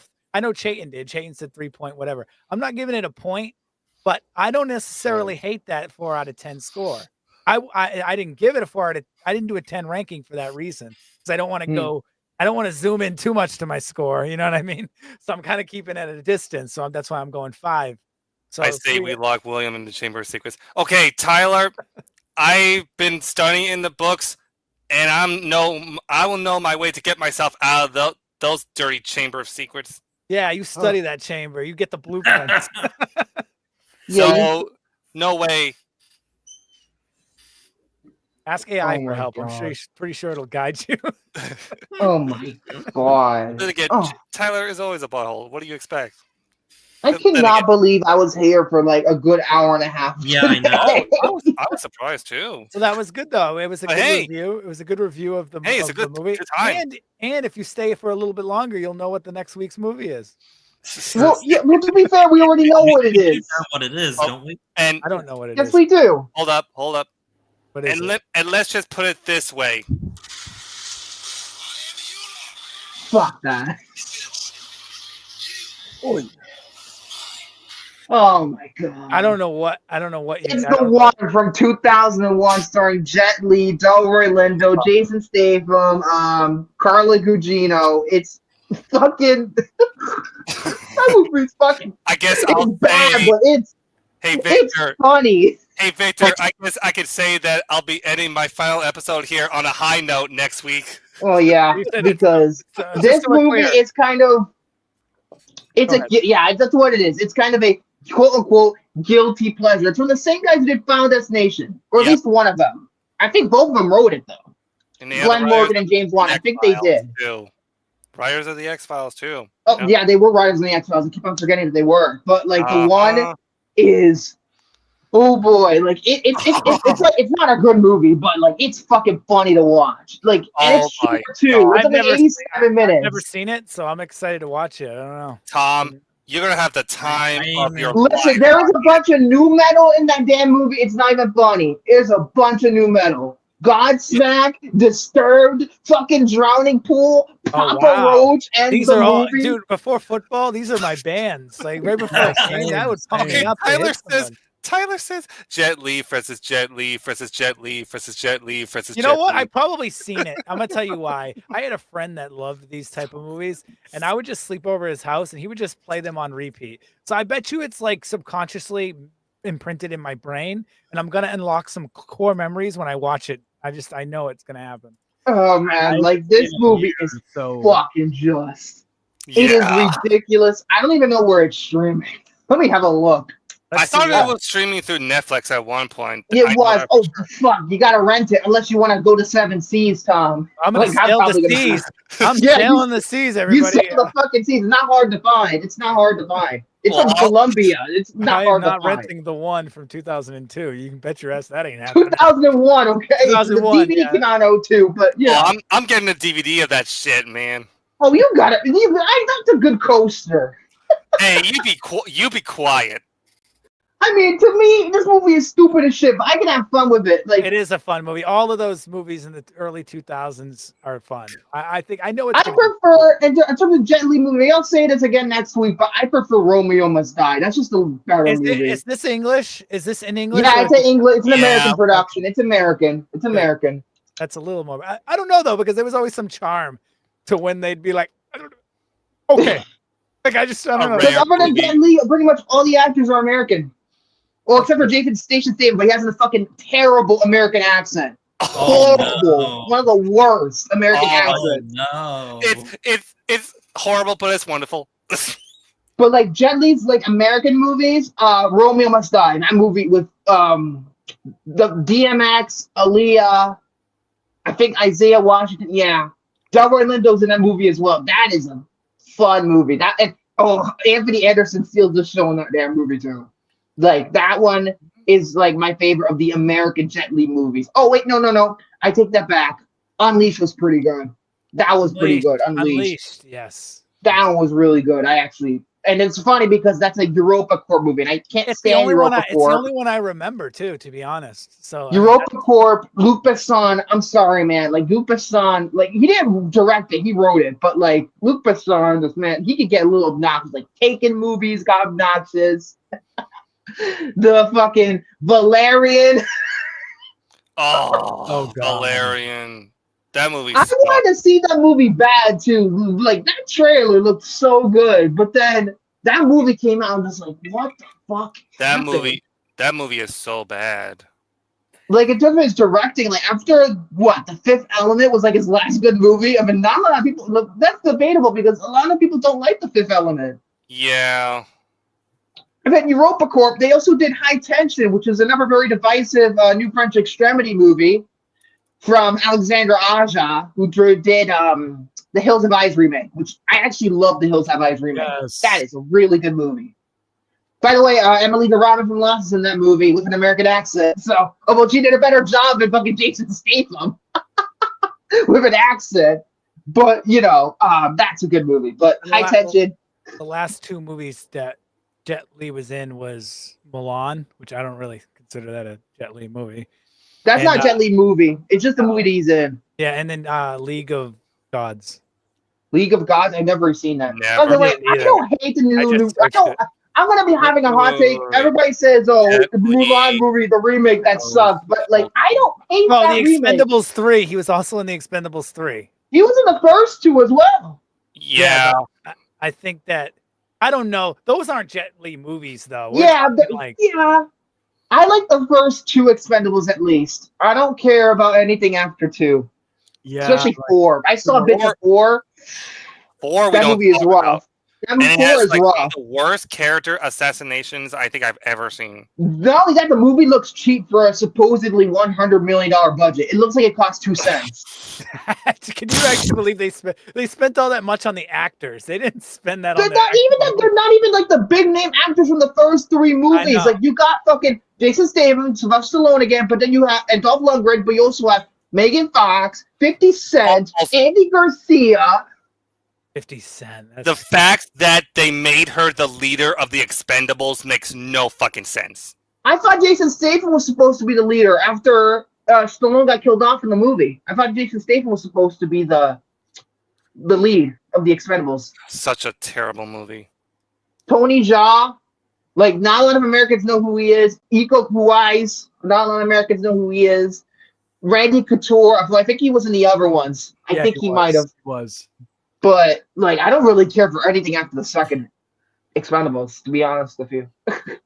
And that visual effects. Yeah, it's awful. That helicopter, dude. Oh god. It looks like a fucking video game, but not even like a good video game. That is a fucking stupid movie. He comes back to life after what?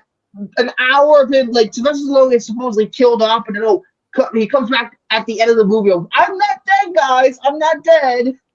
I'm still around. And the fact that how he explained why he cheated Death is so illogical. Get Death from Final Destination to go after him. Make him in the new Final Destination movie that's coming out, I think, next year. Isn't that coming out next year? Yeah, it's coming out next year, if I remember correctly. But yeah, the Expendables, like all these like action movies in the 2000s, they're fucking ridiculous. I mean, there's a couple of ones that are pretty good. Kill Bill Volume 1 was pretty good. I don't consider Volume 2 to be an action movie. Or Mission Impossible 2, that movie is dog shit. Admittedly, that movie is dog. Like, I love Mission Impossible, but that second movie, oh my god, that second movie is so bad. Like, it goes against everything the other movies go for. And I'm looking forward to Final Reckoning, by the way. If I haven't said so the past couple of weeks, I'm really looking forward to it. Because at least they're saying it's the last one. I'm like, they have the balls to say, we're going to make this the last one. Because look at what he says at the end, which, you know, even though it's like he's looking at probably at Benji or Looper, but he's almost like telling the audience, you got to trust me one last time. He literally says in the movie. I think you're right. This will be Tom Cruise's last Mission Impossible. I think it'll be the last one for good. Really? To be honest. I always have a hard time believing that because I know, like, I never say never because I know how it is. I never say never. I know. I never thought CM Punk would come back to the WWE, and here we are. So like, I'm just done with the never. I think Tom Cruise is getting at the age though where like, I think he's like probably not going to do another Mission Impossible. But yeah, I can't imagine. It's the reason why I think that they're done is because apparently they were going to do a Paramount Plus TV show, and Tom Cruise, since he's one of the producers on Mission Impossible, has been like with the franchise since the beginning and produced all of them. He said no, he turned it down. That's why I think after they're done with after they're done with this one, Mission Impossible is going to go away until he's dead. At least until he's dead. What if it's a great? What if it? See, here's why I'll say this. What if it's amazing? What if it's like the best? Not just a big what if, but what if it's the best one they've ever made? Until he's 90. Hugh Jackman better play Wolverine. He better be always in it. I don't care if there's 5 Wolverines and he's one of the alternates. He's just from another universe. He always should be there. But what if the new Mission Impossible is literally like blockbuster, groundbreaking, like off the charts, amazing? I'm not saying that's going to happen, but if it is, these companies, and you know this as you watch movies, they have a hard time saying no to another one, even if it's like the 10th one. I get it, but I feel like Tom Cruise has enough pull to say, don't do that. He has enough pull. You're right. And I think that it would be, if he said no, they wouldn't do it. They wouldn't. They would respect them. So guys. And then and plus after that, he's going to go on to do probably Top Gun 3. They've already said they're working on it. And they should do it. I think that I don't know about it because Maverick ended so well. It did. I don't know. I'm still concerned about it. I concur. I always have a hard time. I mean, how can you follow up the greatness that was Top Gun Maverick? I get that thought, I get that. And I know more often than not, they don't follow up the greatness. But I mean, 3 movies is always where I say the limit. You know, I always feel like 3 movies is good and then end it. 2 movies are always awkward for me. So if they do make one more movie that's just as good, then it doesn't have to be better, just as good. Then you get a trilogy of Top Gun and it ends like how like everyone likes trilogies, and then that's a good way to end it. Now, if it sucks, everyone's like, oh, they should have never made a new one. I feel like the third one, what it's gonna have to do, even though Maverick's still gonna be the main character, I feel like Rooster has to step up. I think he might have to be the co-lead. And that's probably where I bet you're right. I bet you're right. That's where it should probably head to. But yeah, no, I totally understand the thought of, oh no, they're making a third. I get that. I don't usually get like that until they make a fourth. Like usually when they're going up with a fourth, I'm like, oh no, here we go. Now it's gonna be one of these. Well, here's the thing: Avengers should have ended with 4, but they're still going. I know, but I'm holding out hope. I'm over here holding out hope. I don't think the movie's killed. I'm one of the believers that I don't think the movie's killed the franchise. Disney Plus killed the franchise. I think both of them have a little bit of equilibrium here. But remember when Disney Plus started, did have a say. I think. Yeah. Endgame, it didn't die in Endgame. It didn't even die with one. Loki was amazing. I hated it. I think that was the jump the shark moment. Season 1 was not good. I loved season 1. I thought it was awful. And I loved season 1. I liked because I liked the direction that it was headed. I liked the Deadpool kind of revisited that kind of like storyline that season 1 established. That felt so forced. I didn't like. I like Deadpool and Wolverine. Don't get me wrong, but best movie of the year? No, it's not. No, I don't think it was the best movie either. No, but I do think that it's a good way to. It was low-key set up the introduction for Deadpool. It also set up Loki's reintroduction to the whole storyline. But no, I liked it. That isn't the reason. I actually there's movies that I thought killed it, and that ain't one of them. Black Widow, that one. Oh, Black Jesus Widow was Christ. so fucking boring. Filler. Yeah, and Hawkeye, the Hawkeye. Never series. saw it. I just didn't care. That was boring as fuck. Moon Knight was good. I liked Moon Knight. I thought it took too long to get to Moon Knight. It took too long. Yes. It took way too long. Like, dude, what are you doing? It should have been a movie. It should have not been a show. I agree. It would have been a better movie too than a show. She-Hulk was terrible too. Although I didn't bother because of all the bullshit. And then they totally made Daredevil look like a bitch. Yeah, I wasn't happy about that. Well, the show soon. I don't know if they're gonna make them good again. I don't know. We'll see. But I don't know. But like, I don't really care about the shows anymore. I'm just like, fuck this. I know it's fuck all of this. Yeah, I know. Like, I just feel like it's always one of those things where it's. And also, I think they put out more shows than movies now. It just feels right. It's fucked up. And we also talked about this too. Like, it almost feels like Hallmark too. Where I want to be part of. Homework, like Homer Simpson. Homework. Oh, Homework. Yeah, it does feel like homework. It does. It really In order to understand the Marvels, you have to watch Captain Marvel. You have to watch WandaVision because Monica, and then Miss Marvel. You have to watch 3 fucking things to fully understand the movie. I know, and there are 11. You know, like Secret Invasion, so 4. 8 hour. I'm honestly starting to feel the burn. Honestly, it's kind of like one of those things where it's just like, where are these shows? How are these shows connecting to the future phases? Can I give you a suggestion? You'll have to sail the seas to find this, but let me give you a suggestion. These movies are way better fan edited. There's all the Disney stuff for Star Wars. I have not watched it officially on Disney Plus. I have Disney Plus and I have the ability to do that, but I haven't.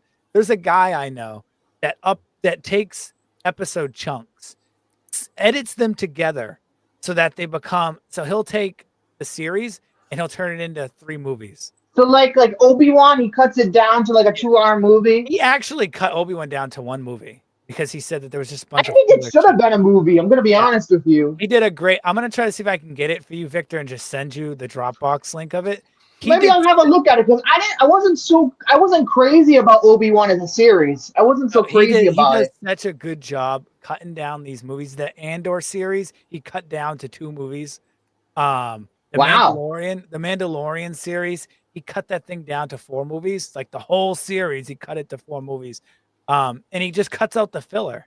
And he just they make season 3 of The Mandalorian better. They make these, dude. I'm telling you, they make these seasons, and I just wait till he drops his new edit. Damn, that guy must be talented. If that's what he is. He's so good. And he did the James Bond. He did the opposite. So what he did with the James Bond movies, those movies with the 4 movies with what's his name, the latest ones. Oh my God, Daniel Craig. Daniel Craig, yeah. What he did is he turned that into a series. So normally he edits movies and series into movies, but he actually edited the James Bond movies into an 8-episode series, which I thought how is that even possible? That's my question. He did such a good job, and he had it like with its own entrance, and he made it seem like a Netflix series. He said that he did that as a series because he felt like the movies were kind of disjointed, and he felt like he could it was easier to consume as movies as a series. But so the entire saga, he put it as a show? That's crazy. Yes, he put it as a show. I'm gonna have to send you a link if I can remember. But Daniel Craig was 5 movies. He had 5 movies. Yes, he turned it into Casino Royale, then Quantum of Solace. I don't know why I said Quantum first. Skyfall, Spectre, No Time to Die. My least favorite of all those ones is Quantum of Solace. Without doubt, Quantum of Solace. He turned it into 10 episodes. It was like 8 or 10 episodes. He turned those 5 movies into. Yeah, that's crazy. That is so crazy. There's a whole these community. fan edits are fucking. There's a whole community behind it. There's a whole community behind it, and it's really impressive.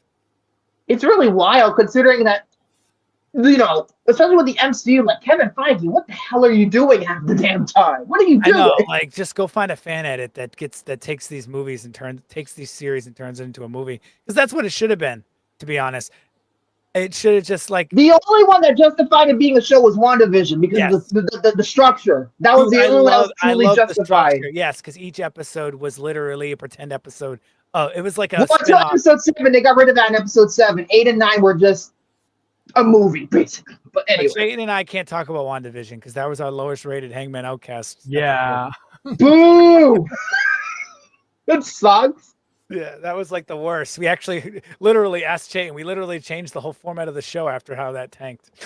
Jesus Christ! Were they shitting all over it? That's the best one. No, it just wasn't our style at the time. Remember, it was COVID. People were at home. People just wanted drama. People still want back then. It was way more. People wanted it all the time. Yeah, we went from talking about that to basically making a young boy named David go on Omegle. Oh my God! Talk about a total change. We totally rewrote the script. We totally just said, okay, this script ain't working. Fuck this. Let's go get David a date on Omegle. And everybody on Omegle is either simps or fucking assholes. So you get like, and dude, like Omegle, like you pretty much see naked women all the damn time on that. David is the reason why Omegle doesn't exist anymore. Yeah, fuck David. Why am I seeing a penis on the? That's a story for another day. What's going on here? Why am I seeing a figure in front of You sound like Mark from The Room. What's going on here? I don't know. What are you doing? I don't know. Why am I still talking? We're already fucking over because we can't even spin the wheel tonight. I know, yeah, we're already 3 hours and 17 Good minutes. Lord, how much fucking small talk did we just do? I knew when you bring me, Jay, on, and you, Victor, alone, and I knew that this is gonna be overkill. It's just gonna be overkill because this is an average length for an Outcast episode. This was it. This was it. About 3 hours. This is overkill. You're gonna have to deal with this one more time, William. 3.5 hours almost. Oh my God. So I guess I'll say next week we're doing The One, and honestly, this might be probably one of the funniest things ever, especially considering top reaction. If this is truly his first time watching it. It's my first time. This is my first time. I think. Oh my God. I think it is. What about you, Shane? You seen it? I've seen it. It's been years though, so this show has turned into Oppenheimer. Oh yeah, no, actually we learned longer than Oppenheimer now. That movie's only 3 hours 1 minute. Let's be clear here. I work with a lot of different people that make content on the internet. Long format is in the algorithm right now. The longer your thing, the more you hit the algorithm. It's so fucking weird because 10 years ago. Really? Maybe that's why our viewership has gone up. Maybe we gotta make shorts. We have to figure out how we're gonna fucking do shorts. We gotta do that when we can make money. I'm working with David on that. David is getting a program. I told him I have too much on my plate to do that. I just can't. But I can do it as long as I have the damn program for it. Let me. We'll talk behind the scenes in email, Victor. I'll set you up because it's really easy, and you don't have to do much other than understanding like tags and how to get in the algorithm, which I'll help you with. But anyway, yeah, no, shorts is definitely where you bring in a new audience. That's 100% accurate. Yeah. I'm also considering. We got to talk about this. I was wondering if you want me to make a new logo. Maybe it might be time. Yeah. I'm thinking maybe it might be time. Considering we're entering a new era. Yeah. I think it might be time. I think so too. How long have you had this? It would only logo? make sense. Since the beginning. Yeah, I'll help you with it. I'm gonna work on that this week. It won't be ready for a few weeks because it's gonna take time. But I'm gonna keep the essence of this logo, but it's gonna look more sleek. I can make it look way more sleek. And we have to change this. We have to replace with this. We can just, the inside we can not change, but like, we got to change this. I was actually thinking, and I'd love the audience, the chatters, to kind of give feedback on this. Because I know a good portion of YouTubers, or not YouTubers, a good portion of viewers use their phones to view the content. And I know when I watched this stream on my phone before I've been on, this screen is so far away. Like you don't, when you're on your phone, it's small. So I was thinking, and I want the viewers' feedback because they're the ones that are consuming it. What if we didn't have as many chairs in front and the screen was a little closer? Maybe that would be better.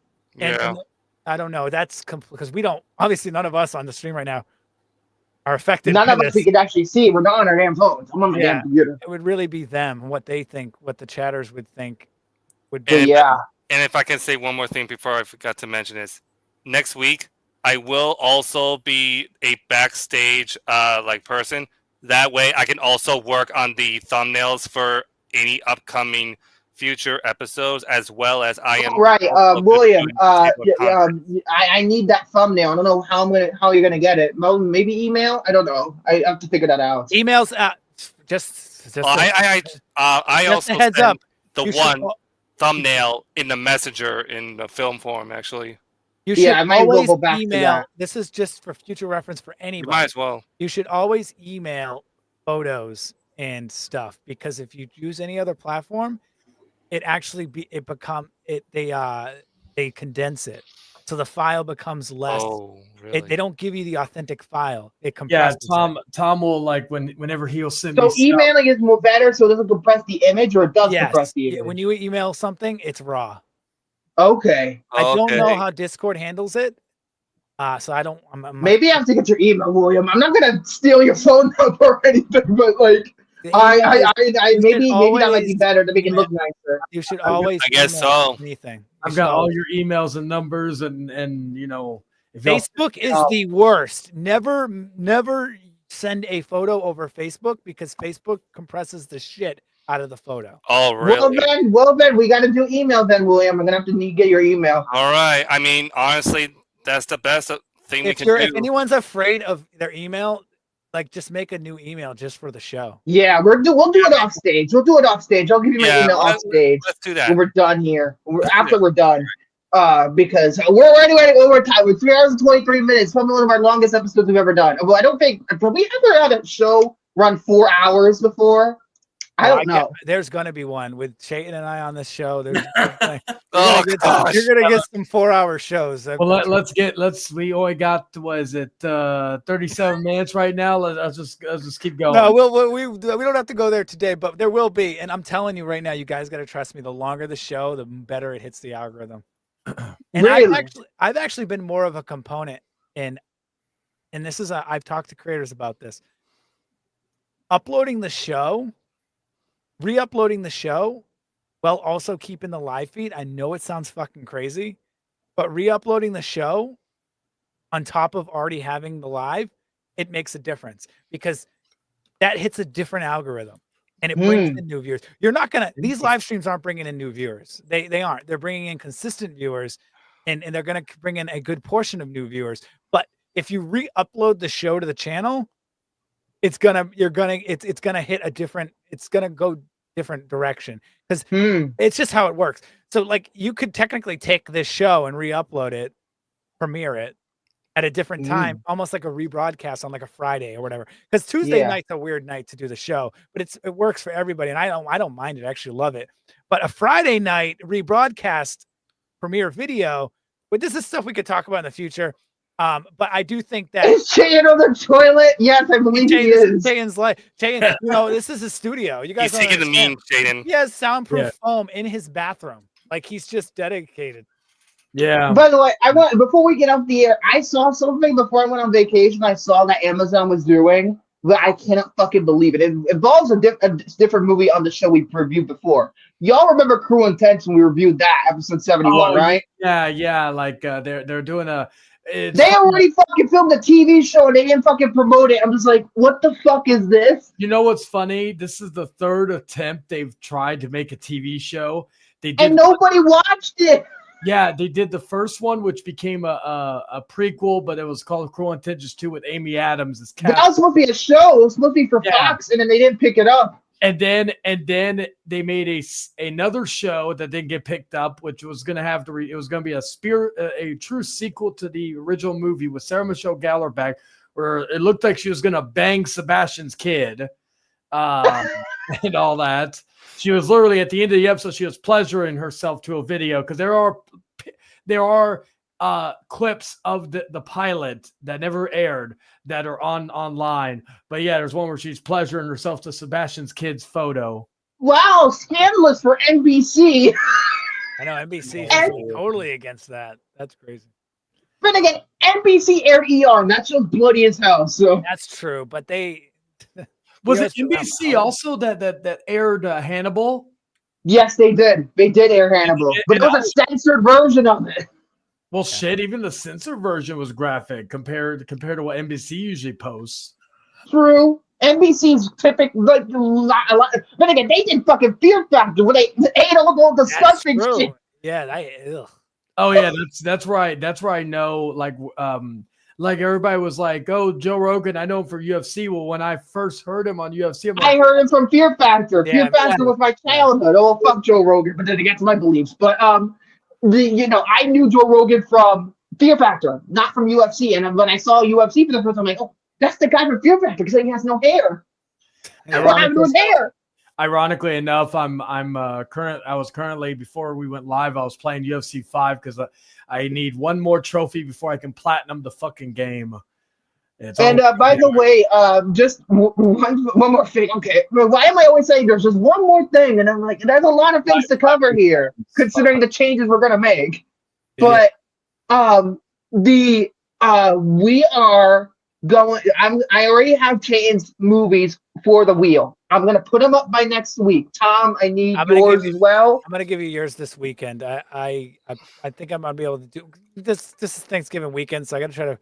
I think Friday I'm gonna have time to do it, so you'll probably get an And what does that also mean for my picks on the wheel and Jordy's? Since hold on. Why don't we can just I think that those picks just show us them and we'll decide which ones we actually want to check out or not. Anyway, to answer that question, I'm not sure what to do with yours yet. Jordy's, it might go away, but I'm not sure what to do with yours, William. I'm really not sure yet. I mean, if we can talk about this backstage, then I do think it will be the perfect time. Or maybe what I could do, putting some of Williams back on. Yeah, if anything, if we do remove your movies, William, some of us are probably going to put ours back on and make ours otherwise. If we do that, yeah. Is there anything else I want to say before we get off? Because it's going so long. We're already tired. I know I'm you are. so tired. I don't know. Replace Dragon Ball Evolution. Yeah, I agree. I don't know about Dragon Ball Evolution, man. No. That movie, I saw it in theaters. I am one of the only people who actually saw it. Let's replace it with the 90s Street Fighter movie. Oh, it's not even on the wheel. Street Fighter, that movie, it's probably like the fucking Mortal Kombat movie. It sucks. Well, to be fair, Street Fighter is like funny because of the M. Bison joke.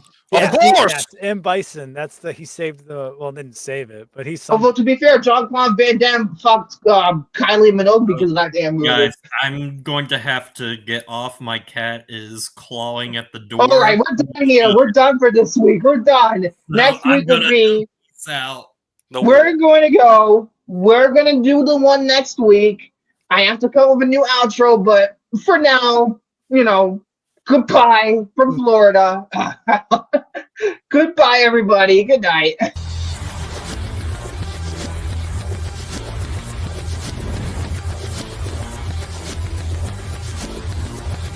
And I really need to change those fucking credits too. I really need to do a lot.